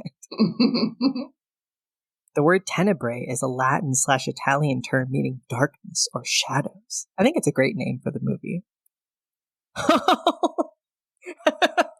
Dario Argento called Anthony Franciosa, Peter Neal, one of the most difficult actors he's ever worked with. What did he do? I need to know more. I know. Oh, this is the girl with the red shoes in the flashback was played by a trans woman. That's so interesting. Very cool. The background music theme playing in the department store at the beginning of the film is taken from the soundtrack of the European version of George Romero's Dawn of the Dead from 1978, which was edited and rescored under Dario Argento's supervision. That's interesting. Little Easter egg. You can skip the rest. There's like a quote there's something about Quentin Tarantino as the last piece. Oh, well, I hate him. So okay, so you want to just go to Letterboxd? Yes. Well, what does Letterboxd have to say about it? The Cinema Corner gave it 5 stars and said, Suspiria is rightly a classic, but I prefer this by quite a lot. Perfectly shot and uses a relatively simple narrative for alarmingly psychological fear. Incredible. I would agree. Pachuses gave it 5 stars and said all horror movies should be allowed to be this funky and colorful. I agree. Down with monochromatic, boring horror movies that are so dark you can't see anything. Paul Matt 74 gave it 5 stars. For my money, this is Argento's finest hour. Plot, direction, set design, acting, and music score come together beautifully, making this a perfect giallo. I also like the fact that there is a more modern aesthetic to Tenebrae than Argento's other giallos. There is something icy and detached about the architecture and set details that I love. And the ending is batshit crazy, which also is awesome. Fizzy DNLP gave it 5 stars. John Saxon is so cute in this with his little hat. Tenebrae is my choice for the greatest giallo ever made. That Doberman is really tenacious D. And I don't know how any of that was filmed without the actress getting hurt. I also was wondering. There's also a scene where she drives away with her boyfriend on a motorcycle that would no way be filmed today without a stunt double. Very true. Goblin score is epic. Just a perfect genre film. Okay, I just want to back up to the name of this person. I'm pretty sure this is Fuzzy Dunlap, which is a Wire reference. A fellow man of taste. Amber Duntley gave it 5 stars. J-Sax killing it with the hat work. Sergey Heart Rainbow Heart Sparkle gave it 5 stars. I want my death to be as theatrical as the deaths in Dario Argento's films. That's really nice. I don't. I don't. I want my death to be super, super boring. Let it be as chill as possible, please. Yeah. Aoife Walsh 208 gave it 5 stars. Round of applause for that dog. Our Bold Hero gave it 1 star. 40 minutes. I think I hate this movie. The dubbing is less abrasive than in Suspiria, but this is aggressively wasting my time. And if it weren't made by Italians, it'd be racist against Italians. Every time I watch a giallo classic, I'm increasingly convinced that they are not for Well, okay, but it is made by Italians, so I mean, it's their view of his view of what the culture is, I guess, for better or for worse. I mean, I think that in itself is a statement that an Italian person would think this is a depiction of Italy, right? I think so. I mean, he's not the only Italian in the world, but you know. Sour Straw gave it 1 star. Shit movie. Fuck you, Dario.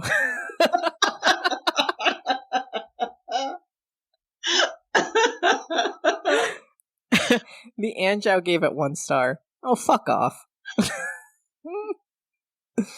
Billy 4 gave it 1 star. I might be missing the hidden brilliance of this movie or something, but right now I'm leaning more towards y'all being brain dead sheep because this movie is actual fucking trash. Tell us how you really feel. Well, let's rate it in crumpled up pieces of Tenebrae. I'll give it 4 balls. All right, I'll give it 4.5. Okay.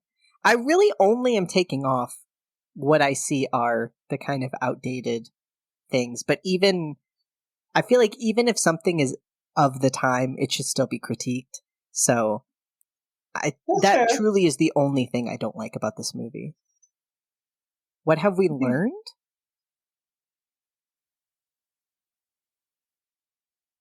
Go with your gut. I mean, if you suspect somebody as being a killer or suspicious in any way, you might be right. And so I don't think you should ignore those instincts. Yeah. And I feel like Germani liked Neil, too much. And I think it clouded his viewpoint. And unfortunately, it got Alcieri killed and got him himself killed. Yeah. Would we watch it again? Yes. Yeah. Definitely. Favorite scene / kill? This is a hard one. I mean, I love the crane bit, obviously, but that blood spray at the end is so, oh my God, it's so gorgeous. I really love it. Me too. I would say that chase scene with the Doberman was pretty good. Yeah. I really like that scene with Balmer on waiting for Jane. I don't know. I liked almost everything in this movie. I think it was pretty beautiful. Obviously, who wins the You Fool Award? Who wins the You Fool Award? Germani. Come on. Come on, Germani. Run out of there as soon as you see he's not there. Run! Don't get that. I don't know why he goes back to the house anyway. Yeah. They've already called into the station. Yeah. And like, even if he runs away, he'll catch him with backup. Right. That's dumb. And maybe I took off half a star for the gratuitous male gaze stuff and then another half for that, because I felt that was it didn't make sense to me. Right. Yeah, I agree. Okay. No, you're next.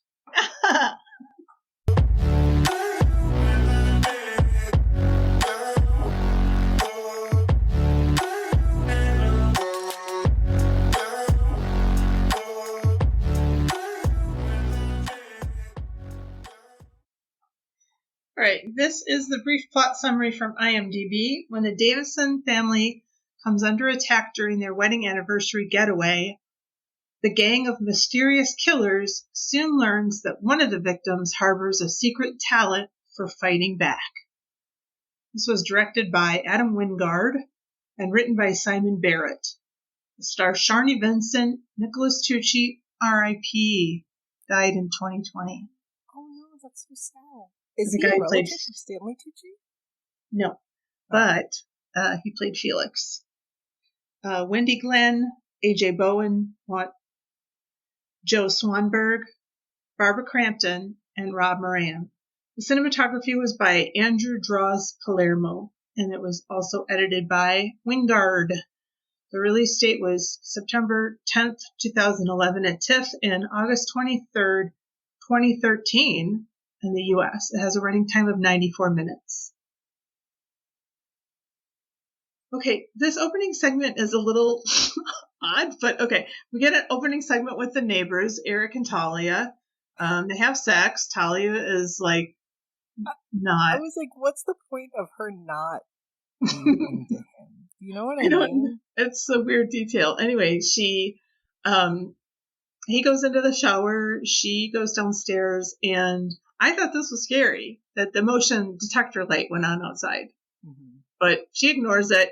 The wind chimes are also agitated. But when Eric comes out of the shower, he finds Talia's body, and then he also finds that "You're next" is written in blood on the window. These people are so fast with this. They have great penmanship, and they write that shit so fast, and then they hide. That was the one thing I was like, how? It's very cool. How does that make sense? Because painting with blood can't be easy. No, I can't imagine that it's easy. No. And like, he didn't hear anything. I mean, the music was playing. That's true. The music was playing pretty loud. I mean, okay, horror movie. So obviously that's horror movie logic. Yeah. So our main cast involves mom and dad, Aubrey and Rob. They arrive at this old house. The door is open. That's weird. No, not going to think about that. So they just go inside. Dad concludes a worker must have left it open. Yeah, sure. Aaron and Crispin are driving, and we learn that Crispin's dad retired from KPG last year, which is a defense contractor, and also that mom is on medication. You know, especially older women. Crazy, and Crampton was 52, I think, when she made this movie, and she looks about 36. I was good for her. Right? I looked and I was like, I know that's Crampton, but isn't she older? She's 64 now. I looked her up because I was just like, she looks way too young. Right? And she is. I mean, if Crispin is like 35, or are they much younger? I don't know. Crispin's got gray in his hair. I mean, I know people can have gray hair, but I mean, like, I figured he was in his 30s at least. Right. I mean, I had a kid at 20, but I mean, so I guess she could be. She's had like her real age, but yeah, she's had 3 boys and a girl. Yeah, she's had 4 kids. Anyway, mom hears sounds upstairs and smartly wants to get out of the house. She's like, I'm out. Let's go. But dad doesn't believe her. Mom's like, all right, well, I'm going to wait outside because this is insane. Dad goes upstairs and he's jump scared by Crispin. You scared the shit out of me. Crispin says, yeah. And they sort of share a laugh. When they go downstairs, a closet door creaks open. Crispin and Aaron settle in. The rest of the sibs are coming tomorrow, and Crispin seems lukewarm about it. He just sort of mysteriously says, it should be interesting. And she says, how so? And he says, you'll see.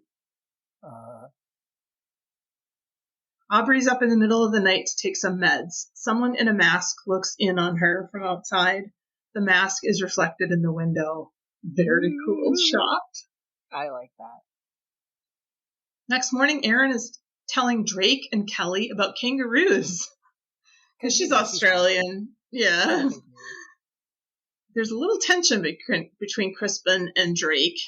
A little? There's quite a bit of tension between Crispin and Drake.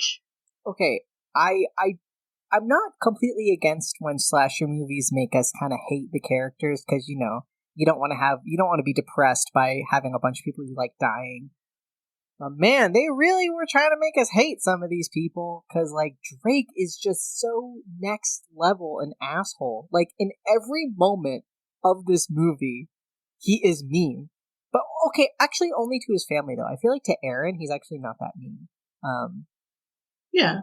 But, like, anytime he can make some kind of comment, in any state he's in, he'll do it. Especially to Crispin. Yeah. But also, he does pick on Felix a little, too. But especially to Crispin. There's, like, some kind of weird bad blood between them.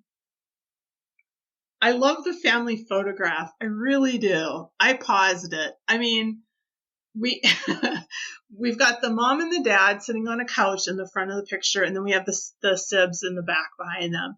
Now, Amy looks like she's sincerely happy to be having her photograph taken.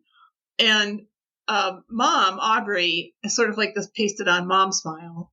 And Paul just sort of has this kind of like weak smile. Then the boys in the back are just like completely severe and like not happy at all. I'm so glad I'm not in a family like this. Me too. Erin goes to ask Aubrey if she can help, and Aubrey says, no, well, actually, could you go to the neighbors to get some milk for me? And so Erin's like, sure. And she takes a picture of Paul, Drake, and Crispin and heads out. There's some more tension here between Drake and Crispin. Can't remember why. But I know that Drake is like admiring his dad's grilling skills. He's like, Dad, that looks so good. And Crispin is like, oh my God. Yeah, Drake's like a total kiss ass. Yeah. And Crispin reveals to his dad that he didn't get the fellowship. Oh, and then this is like, he's like, yeah, it's because I haven't published anything. And his dad's like, well, people get that fellowship who haven't published anything. Thanks, Dad. Yeah. Sucks. Drake, quote, checks on Kelly. And I don't know if this is a nod back to the Ty West short in VHS, but he's trying to get Kelly to take her bra off, but she's like, I'm just not feeling it. So he's not happy about it, but he lets it go. Aaron gets to Eric's house, the neighbor's house, and Eric, quote unquote, is sitting up on the couch, and she hears music coming from the house, but he doesn't answer. Now, I had a question about this. So, anyone who knows, I would really love to know the answer. But if this guy's been dead for, say, how long has he been dead? At least a day, right? Yeah. Would he really be sitting up? Yeah, like, I feel like you'd need some scaffolding to, like, keep him up like that, because he's perfectly upright. Yeah. Like, no head lolling, none of that. So, but that's just a little quibble. Felix and Z and Amy and Tariq arrive. Amy is very excited to meet everyone, and Z is pretty unfriendly. Yeah, she is kind of, nobody comments on it really, but she's definitely, like, Erin trying her best, being so sweet. Like, Kelly says something really bitchy to Drake at one point. She's like, I bet she's annoying. The accent is just so jarring to me. Like, that's, like, never been my thought when I've met somebody with an accent. I've always been like, that's really cool. Like, wow, somebody... Yeah. She's talking to you about kangaroos. How are you not enjoying this? Also, she's the nicest person. And then Tariq is, like, pretty chill, but then there's Z, and she's like... like, she's glaring the whole time. So we know Drake, Crispin, and Amy from Sacrament. Oh, that's where I've seen it. I kept wondering, like, where have I seen this woman? The Sacrament, yes. Oh, okay, it's all coming together now.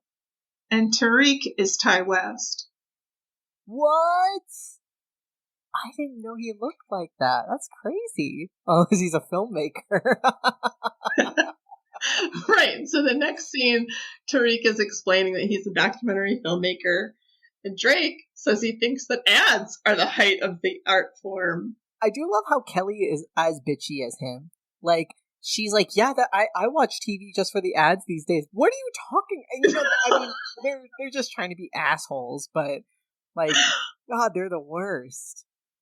Yeah, and then Amy's like, well, he's a documentary filmmaker. And Drake's like, well, I've seen documentary commercials. What? Like, I don't, like, what is he talking about?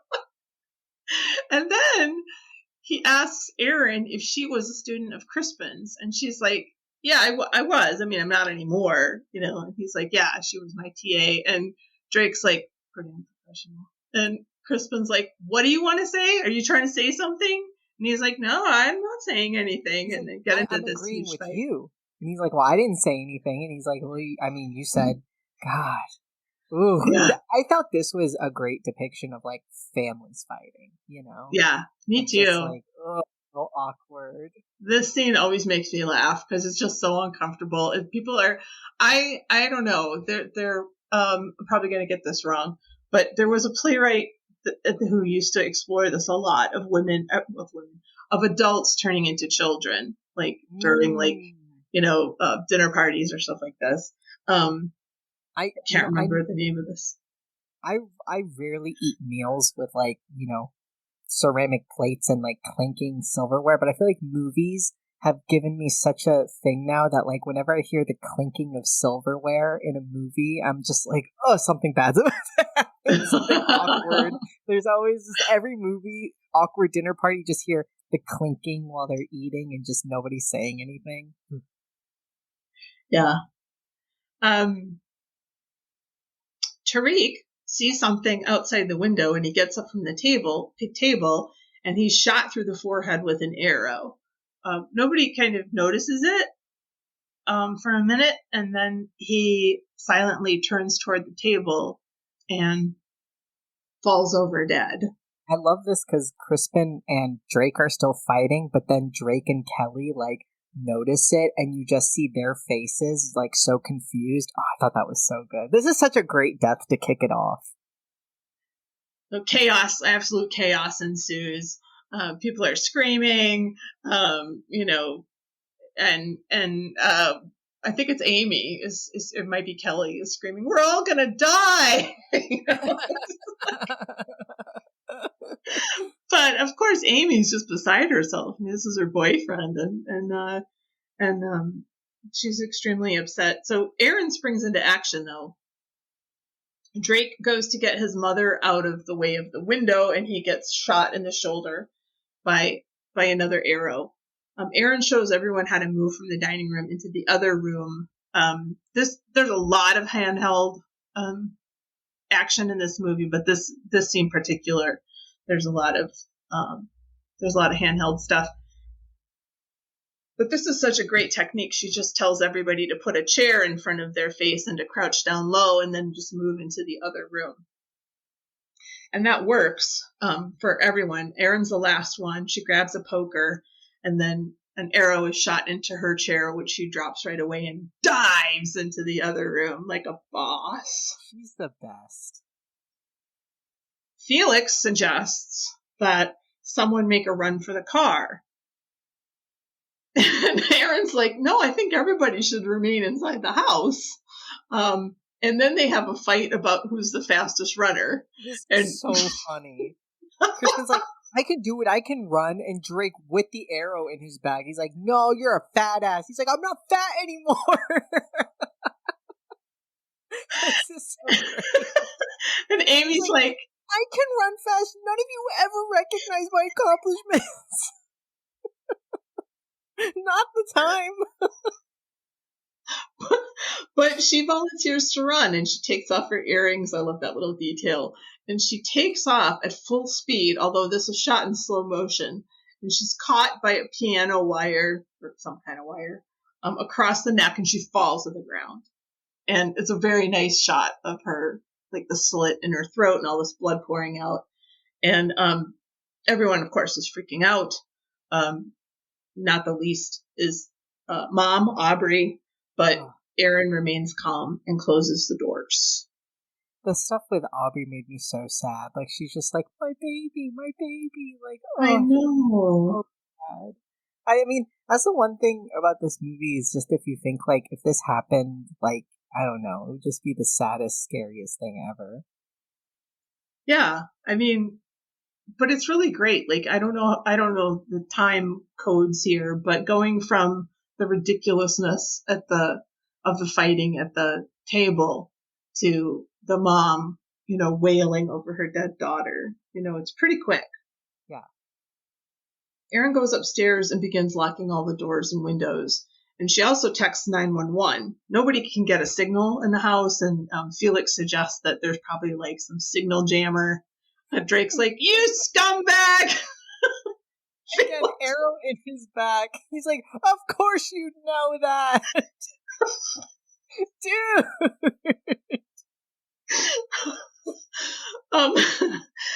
Paul takes Aubrey upstairs to lie down.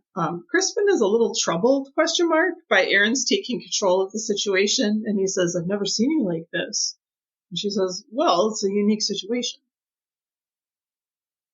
Paul leaves Aubrey. This is kind of, I guess it's good. So that, he was saved for a little while, but I thought it was a little bit unrealistic. Like, why would you leave your grieving wife alone? Somebody has to be. Why would you leave anyone alone? Yeah. To be together at all times. Yeah. Yeah. But he leaves her, and we see someone make their way out from under the bed. This is so creepy because we just see her on the bed, and then just slowly, like a hand comes out. Ooh, so spooky. Okay, so in the credits, I think we have tiger mask, fox mask, and lamb mask. But when I watched the kill count for this, James referred to this character as Wolf Mask. So that's how I'm going to call him too. So it's Wolf Mask. He machetes Aubrey to death. When everyone finds Aubrey, "You're next" is written in blood on the wall. Of course, Like, Paul is beside himself. It's such a great shot because the machete is in her like at an angle, you know. It's really good, and like something about that bed, it already looked kind of like bloody in a way. Like there's something about that bed where it already looked kind of dingy a little bit, but then her on it, I don't know. I feel like that was a great bed. Tiger Mask breaks the window downstairs and attacks Aaron, but she stabs his hand to the window pane with a knife. Pretty awesome. She's so great. Kelly is still upstairs with Aubrey's body. She's sort of in a fugue state herself. She looks under the bed slowly, and Wolf Mask jump scares her. She runs out into the night screaming, which books it. Honestly, I could totally see myself doing that. Like, fuck this. I'm gonna just try to go, you know. I don't know where I'm going, but I'm just not gonna be there. Here. So Drake follows her, and his arrow runs into the piano wire. He pulls it out, looks at it, and faints. At this point, I do like Drake. Like, like he's such an asshole, but I don't know. I kind of love him. Well, his only redeeming quality is he does love Kelly, his wife, you know. And I feel like he's not mean to anybody who aren't his brothers. Like, they're the only ones that get it, but like, Aaron helps him a lot, and he's just kind of like docile with her. He's kind of a shit to Amy via Tariq. I mean, sort of like, you know. But like, I feel like when it comes to his family, he's mean. But like anybody else, you know, Tariq only got it because he was Amy's boyfriend. Yeah. So Kelly runs to the neighbor's house. Tiger Mask with a crossbow follows after her. She comes across Eric's house, hears the music, and knocks and screams for him to let her in. And she comes down this hill and sees that this body is sitting upright on the couch. So she assumes that, you know, he's alive, and, you know, and she's like screaming, please, please, please let her in. I'm sorry. This is Lamb Mask. I don't know. The Lamb Mask killer punches her in the face. She falls backwards through the glass door. She sees that Eric is dead right before Lamb Mask kills her with the axe. He just sort of does this almost like golf swing into her head. It's so scary because she's on her back, and then she just kind of like turns her head and just sees what he's about to do. Oh god, that would be so scary. And then Lamb Mask sits on the couch next to Eric's dead body. This is one of the scariest parts to me. Is he's kind of just like taking a breather and like looking at her dead body. Yes. Meanwhile, Crispin goes to his trunk and retrieves a cleaver, I think. Back at the house, Crispin says he's going to go and get help. He cuts through the piano wire and leaves the house. Erin says that she thinks one of the killers is in the house. Paul suggests going to the basement because there's no windows down there, but Erin says that's no good. They could just pour gas down the stairs and light a match. Everybody's just kind of like, what? She's my favorite. She's like one of my top favorite horror female characters of all time. Like, yeah, she's amazing. I feel like there are men sometimes write badass women, but they're like not great. They're usually just some kind of like, I don't know, male action movie star, but they just put huge boobs. And they make them scantily clad and sexy, and they have no personality. They're just killing machines. But she's never sexualized in this film. She's like a nice, good person. Everything she does is to help others or herself, but she's also like so rational and smart. I just think she's a great character. Me too. Z, Felix, and Paul are all in awe of Erin's abilities. Erin goes into the kitchen and grabs all kinds of weapons. As she walks into the room, Tiger Mask breaks the window, causing Erin to fall and all the knives and everything to go scattering in front of her. But she overcomes him. She gets him on the ground and pulverizes that guy with a meat tenderizer. So good. Just like really lets him have it. Felix and Z look on. She takes off his mask. She's like, does anybody know this guy? And Felix says, well, it's kind of hard to tell. And it's screenwriter Simon Barrett. Paul is upstairs exploring and sees that someone has been staying in the house. He finds a sleeping bag, food wrappers, and a bottle of piss. The lights go out. Felix suggests Aaron go look for the fuse box alone in the basement. Felix jump scares. We start getting sus of Felix and yeah, for sure. Is they're like so calm. They're so calm, and also that whole thing about like somebody should make a run for it. Like that, I was just like, where is that coming from? Yeah, and like the fact that they didn't help her at all, like they just kind of stared and looked at her then, and she even says like, "Thanks for the help," and they're like, "Well, looked like you had a hand, or you had a good handle on it." But their behavior just doesn't make sense. Right. Felix jump scares his dad. Paul is walking backward. He's just like, there were people in the house. They've been hiding. They've been watching us the whole time. And Felix is like, okay, Dad. And he's like, you don't understand, you know. He's walking backwards straight into an attack by Wolf Mask, who slits him across the throat.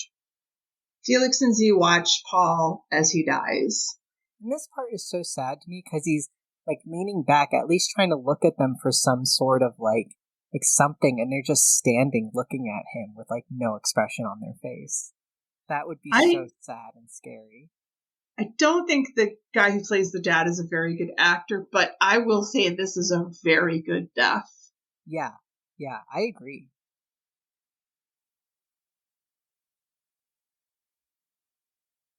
So Z and Felix are just watching Paul die, and then Wolf Mask comes into frame.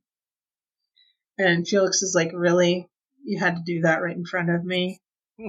So now we know that Felix is in on this. Well, I love Wolfmax like pulls out like a earbud and is like, sorry, did you say something? I missed that. That's great. Lamb Mask discovers that his brother has been killed, and he flips that huge table in anger.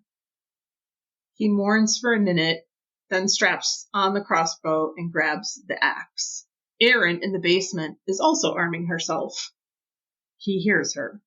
When she looks through the keyhole, she sees an eye staring back at her. He slams through the door with an axe a la The Shining. When Drake says, hey, to Lamb Mask moves toward him. Erin stabs Lammy with a tool in the back, and Lammy moves off. Drake asks where Kelly is. Erin says she doesn't know. And that's another thing I like about Erin is like, she's not like a perfect badass or anything. Like there are scenes where she's like overwhelmed, or like where there could have been moments where she would have been killed, like because no person could withstand all this. And also like she doesn't know, like she's not heartless, you know, she's not like, your girl's dead. I feel like there are some characters who have this badassery who would be like this, but she doesn't know what to say, so she's like, I don't know where she is, even though they saw Kelly's dead body earlier. Felix and Z come downstairs and lie to Erin that Paul is okay. He just needed to lie down. They all head downstairs to get weapons. Erin tells Z that she grew up on a survivalist compound. Z's like, good answer. Felix tells Drake that Kelly is dead. Okay, yeah, so there's this, Felix and Drake are in the basement alone. Drake's like, I gotta get out there. I gotta go find Crispin and Kelly. And Felix like, dude, Kelly's dead. And Drake's like, what do you mean? And he's like, oh, you didn't know? Oh, I'm so sorry. Drake advances on Felix. Felix has something, you know, like a screwdriver or something extended out in front of him, and Drake, you know, runs into it. And so Felix does the only thing that's reasonable at that moment. He just like stabs him with all these other tools. Just keeps going. Like, I mean, it's really. And then he says, the acting by Felix, like he's so it's just the perfect mix of like, I'm not sorry to be killing you, but I wish I didn't have to do this right now. Like, I Yeah. wanted you dead, but I don't want to see it. And I love this entitlement from him of just like, dude, you're killing your whole family. And yet he's like, did you have to do this in front of me? Like, still playing the victim as if you aren't murdering your whole family? Yeah. And Felix is like, would you just die already? This is hard enough for me. But Drake falls down dead. Aaron and Z have been upstairs nailing nails into boards, and Aaron places boards with nails in them in front of the window. Z at one moment has one of the boards in her hands. She's gonna like, I don't know, hit Aaron with it, but Aaron looks back at her at the last moment. Aaron goes upstairs to check on Paul, and Z unlocks the front door. Aaron finds that Paul is dead. Wolf Mask advances on her with the machete, and Aaron jumps through the window outside. I mean, from the second floor, just like... She has a piece of glass stuck deep in her thigh, and she pulls it out very slowly. And you see you just see glass, but then when she pulls it out, you see how long the glass is. Oh! Because I was like, she's moaning, and I'm like, did she break up her ankle? Like, what did she do? But yeah, that makes total sense. Lamb Mask shoots at her with the crossbow. She runs back into the house and locks the door. He goes to the house and sees the nail boards on the floor, but he doesn't see the ones that are right by the edge of the wall, and he steps on that board. Oh, and the nails are so long, too. Oh. Yeah. Upstairs, Z wants to fuck Felix on the bed next to his dead mom. Like, literally on the bed with the cover over his dead mom. And then she's like, you know what? Basically, like, you're a pussy. And he's like, you know, I don't want to do this right now. And she's like, you never want to do anything fun. So he leaves, and Z takes a ring off of Aubrey's finger and puts it on her own finger. Felix yells at the masked killers. Felix tries to bribe the killers not to kill him. Aaron hears everything. Lamb Mask goes to the window. Okay. Aaron hears everything. I think I missed a part. But Aaron runs out of the house, and they give chase, but then she goes right back into the house through this open window. And Lamb Mask looks into that window, and she stabs him in the head. And then we get the iconic shot of her standing in the window with the axe in her hands. She then hooks up a booby trap for the axe to kill anyone who comes through the front door. Felix and the Wolf Mask argue. Aaron knocks out the light bulbs in the basement, but sets up her camera to shoot pics as the killer advances on her. He is blinded, and she knocks him down and machetes him to death. Felix shoots the crossbow through the window. He gives Z the crossbow. Felix grabs a pocket knife from his trunk. Aaron knocks the crossbow out of Z's hand, and then we have the fight in the kitchen. I didn't write down all the steps of it, but it's Aaron and Z and Felix in the kitchen. Felix gets his knife in Aaron's back, but she kills him with a blender on his head. So good. Iconic. There was another one. There was another blender death. Was that in Unfriended? I don't remember. I do remember there's one really gross kind of blender death in Rec 3 where a hand milkshake thing that somebody puts in like a zombie's mouth or something. But love me a blender death. I'm not crazy about it, but I do like this next part because she takes the knife out of her own shoulder and stabs Z in the top of her head with it. It's just like one motion. Like, yeah, just amazing. And then there's a shot of her just like sitting like in between these two dead bodies. Yeah. Felix's cell rings. Aaron answers it, but she doesn't say hello. Crispin asks Felix if it's all done. And he says he's sorry he couldn't help, but he's a pacifist. He's a pacifist because I can't handle that violent stuff. And he's just like, it's freezing out here, man. I'm just coming inside. So Erin walks into the room, and she's got the phone to her ear. And so he knows that she's the one who answered the phone. She has a knife in her hand, and then they have this confrontation. And she's like, what the fuck? You were in on this? Like, were you going to let me die? Were you going to kill me? And he's like, no. You were supposed to be the witness, that you were never supposed to be killed. And he's like, but how were we supposed to know that you're really good at killing people? Which is kind of weird, by the way. Like, he says, like, you're weird. It's like, you're the biggest weirdo ever. And he's like, actually, this is a silver lining, because now I'm the sole inheritor of my family's estate.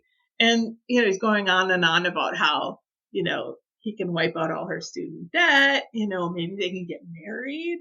And she just like stabs him in the neck. And he goes, why? And she goes, why the fuck not? And then she stabs him in the eye.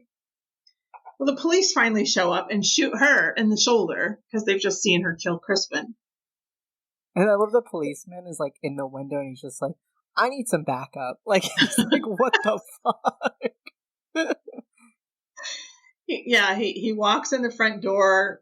Erin shouts out, no! And he sets off the booby trap, and you're next, and blood splatters across the screen. Roll credits. Good. Okay, yeah. I misremembered it as him, like, shooting her in the head and her dying. So I'm really glad that she didn't die, because that would just be such a bummer after all that. I think I read that was the original ending, but I'm glad that she didn't die. That would have really been a downer. What phobia is that? Well, apparently there's something called masklophobia, sometimes referred to as maskophobia. This usually involves children who have an irrational fear of masks, sometimes also involving people in costume clothing, mascots, and this is usually just for like young children or toddlers. The primary filming location was an antique home that had been empty for 12 years. Sharni Vinson and Wendy Glenn were actually roommates and best friends before and during filming. Both Joe Swanberg and Ty West, who play eldest brother Drake and Amy's underground director boyfriend Tariq, are two prominent mumblecore directors, a horror genre in which You're Next is also included. Okay, thanks, trivia nugget. The masks in this film inspired the masks in the video game Hotline Miami. Do you know that game? I have heard of that game, and I've heard a lot of good things about it, but have never gotten around to playing it. You know how when you like hear about something and then you keep hearing about it over and over and you've like never heard about it before? That Diablo game is all I hear about, like on all kinds of podcasts. Yeah, I don't know what's going on with that. The majority of when Crispin cuts the piano wire at around 47 minutes, the note that is heard is between a D sharp and an E. Ooh, interesting. Simon Barrett, the Tiger Mask Killer, is also... Yeah, we already said that. Okay. The original opening, as scripted, featured an old man who finds his dog decapitated before he is killed. The producers requested this to be rewritten as the scene that appears in the film. I think that's good. I feel like moviegoers, if the first thing they see is a dead dog, they'd be like, oh, fuck this movie. Yeah. What does Letterboxd have to say about it? Ben Reyes gave it a 0.5 star.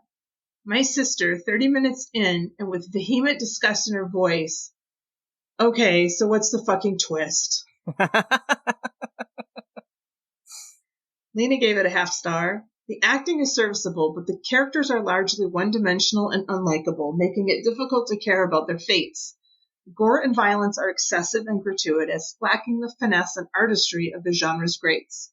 That being said, Your Next does have its moments of dark humor, and the masked killers are effectively creepy. It's a shame that the film doesn't fully capitalize on its potential, instead feeling like a forgettable addition to the already crowded horror canon.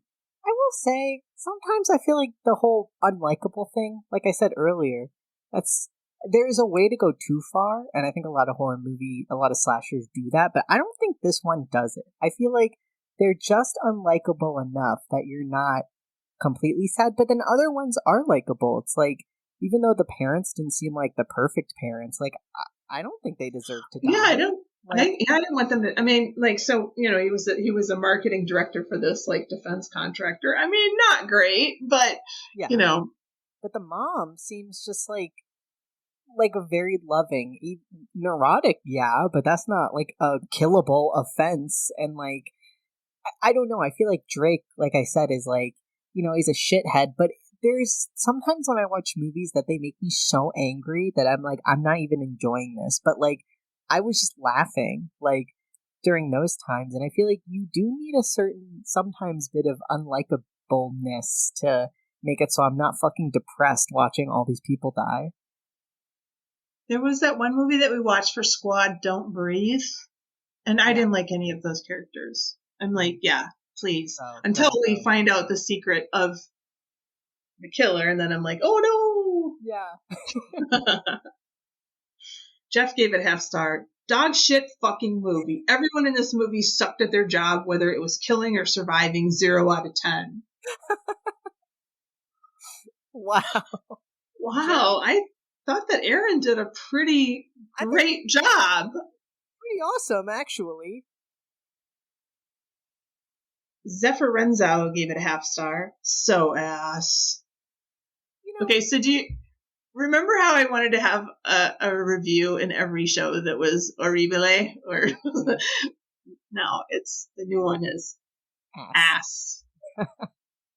Jeff, okay, going back to Jeff, yes. I feel like them sucking sometimes at killing or surviving, is that not more realistic? Like, the whole point of this is that everything went wrong, and that the brothers were so fucking dumb, and a lot of real people do crimes like this, or set up crimes like this, where they just think it'll all be easy, I got it all figured out, and it's like, you don't. Like, nothing is ever that easy, and like, I like that the killers got killed, because I feel like it was all fair, and like, if they're just, like, if everybody's Michael Myers, it's not fun, because then what do you even do, I do also really like the part where Tiger gets really upset that his brother has been killed. He's a real person. And he's like, unlike you, I love my brother, then that wasn't supposed to happen. And yeah, I really like that moment. Nerd gave it a half star. Stop shaking the fucking camera. You wrote that review. I could have written that review. Diana NK gave it 5 stars. When life hands you lemons, watch a Barbara Crampton film. I think it's kind of generous calling this a Barbara Crampton film. She's in like 5 minutes of the movie. Sad's ADD girl. Okay, that's what I'm going to go with. Sad's ADD girl gave it 5 stars. Perfect movie to watch at a family gathering. Erin was so perfect in this. Oh my God, she's the top 3 final girl of all time. Like, she was eating. She ate. Girl was in action from the start. Like, girl was setting up traps and shit. I really hope she got her happy ending, but I guess we'll never know. This was like Home Alone on crack, TBH, but it's so good. Yeah, the final trap did have a Home Alone vibe. Yeah. Cheska gave it 5 stars. Now that is a fucking final girl. Erin, I love you. You're a bad bitch. FKA Fievel gave it 5 stars. Comically dysfunctional family, mystery attackers in animal masks, and Australian. What more could you want? Delia gave it 5 stars. After this and Ready or Not, I'm rethinking the whole marrying rich thing. Yeah, they're probably crazy. Ryan ... gave it 5 stars. Militant furries butchering a family of billionaire fascist Republicans, the leftist propaganda we all need.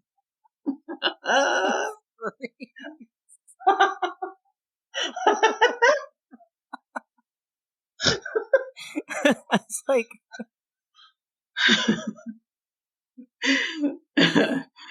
let's rate this in animal masks.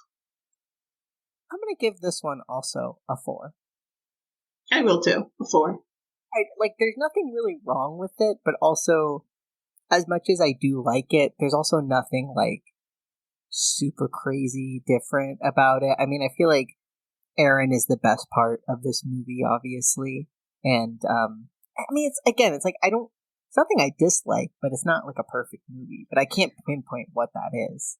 I really wish the women hadn't been like offed so soon. Like the mom and the sister are just like boom, boom, like they're out of it. And I really wish they're. I mean, Kelly and Z hang around a little more, but Z is so unlikable. Like, there's nothing. yeah, I really wish they would have done her better. You could have had a really, I don't know, like that kind of character you can do well. Yeah, I agree. What have we learned from this movie? Oh man, I guess the whole marrying rich thing. Maybe that's a good point. Like also, listen, you don't like your parents, you don't like your family, go no contact. Your dad like negging you is not an excuse to murder him. And sure, money runs the world, but if you like money that much, you need to go to therapy. Well, okay, that is one problem I do have with the fellowship comment, because if Crispin was in on the whole thing and he knew that the dad was going to be offed like later that night, why didn't he just say, "Yeah, I got it. Are you proud of me?" Yeah. I mean, it's just for our benefit, so we understand a little more about the character. But I don't think that's very good writing. It doesn't make sense. Yeah, they could have conveyed that in just a different way of the dad making a comment, like, really, like at dinner, maybe kind of humiliating him a little bit. Yeah. We only see why he would kill Drake, but we don't see, besides, again, the money, I kind of didn't understand also why he would get any of them else killed. Like, that he has no remorse about his mom dying. He was going to split the money with Felix. Well, yeah, but like the rest of his family, it's kind of like, why do you hate Amy? Yeah, why do you hate your, well, I know, it's just the money. But like, he says kind of pathetically, like, how much, what a state we're in with money. Yeah. But the motivations didn't all the way seem there, because it's like there are people who want money, but like to go to that length, you have to want them dead, like, and all of them dead. And also, in a way, it's kind of like there's no other extended family members who might be on the will or anything. And how did you really think you were going to get away with it?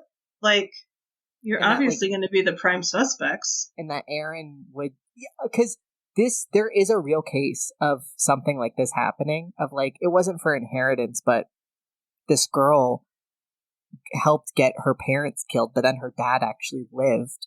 Only her mom died. And it's actually really similar, because then she just had this plan and she just thought it would work. And whenever I watched this whole video of her getting interrogated by the cops, and like, you just see how little she thought it through. So, I mean, I like that aspect. I feel like that's really realistic, but she killed her parents because they like were horrible to her whole life, which again, not, you shouldn't kill people, but like that at least makes a little bit more sense than just, I wanted money, so I killed all of them. Right, yeah. Would we watch this again? Yeah. Yeah, definitely. I'd watch it again. Do you have a favorite scene or a favorite death? Man, I just love any scene. I maybe Aaron with the meat cleaver, because I thought that was just so badass. Any scene with Aaron, and any scene with Drake. I did like the scene where Felix just kept sticking things into Drake like that. I don't know. Scenes like that make me really like this movie, because like, where have you seen something like that before? Yeah. Like, they feel real, even though they're caricatures a little bit. It's like, that feels like a real thing someone would do, of just like, die, please. Yeah. I'm trying to think. I mean, I like a whole lot of the scenes in this. I always forget about her jumping out of the window, so I guess I'll say that one. I was just like, damn girl, she like really did that. Yeah. Who wins the You Fool award? Crispin? I guess so. What a dummy. But also, Aubrey, because she had the right instinct in the very beginning. That's that true. door was unlocked and she heard this shit upstairs and she's like, we got to get out of here. And then she didn't, She must have, though, had a lifetime of her 35 years of being dismissed by her family. I think so. That really makes you think and question yourself. So they're the fools for not listening to her. Yes. So sad. But thank you, Mac, for having this conversation with me about these two slashers. Yes, thank you. Uh-oh. One thing. Well, I guess this is true. Okay. Thank you. Thank you for joining. WoHos, thank you for joining us for this episode and for all your support. It means the world of horror to us, truly. Next time, it's Mom's Picks, and we will be looking at horror about possession. We will be looking at The Exorcist from the US and The Wailing from South Korea. Next up on the world of foundational horror, I will be looking at Evil Dead Trap from Japan. Next up on the Quinnisode is Gaslight from 1944. We would welcome your support in the form of a 5-star review or thumbs up on your preferred listening platform, but we will settle for you just telling all your friends all about us. On that, shout out to our WoHos in various area codes. The last episode was downloaded in the US, Germany, Canada, India, and Honduras. If you'd like a specific shout out, please get in touch. Mac, what do you have going on? Well, as always, you can follow me on Instagram, Tumblr, and Twitch at Macaritaville. Remember, WoHos, we love you. And don't go into the basement. Somebody could light a match and pour some gasoline down there and just throw it down.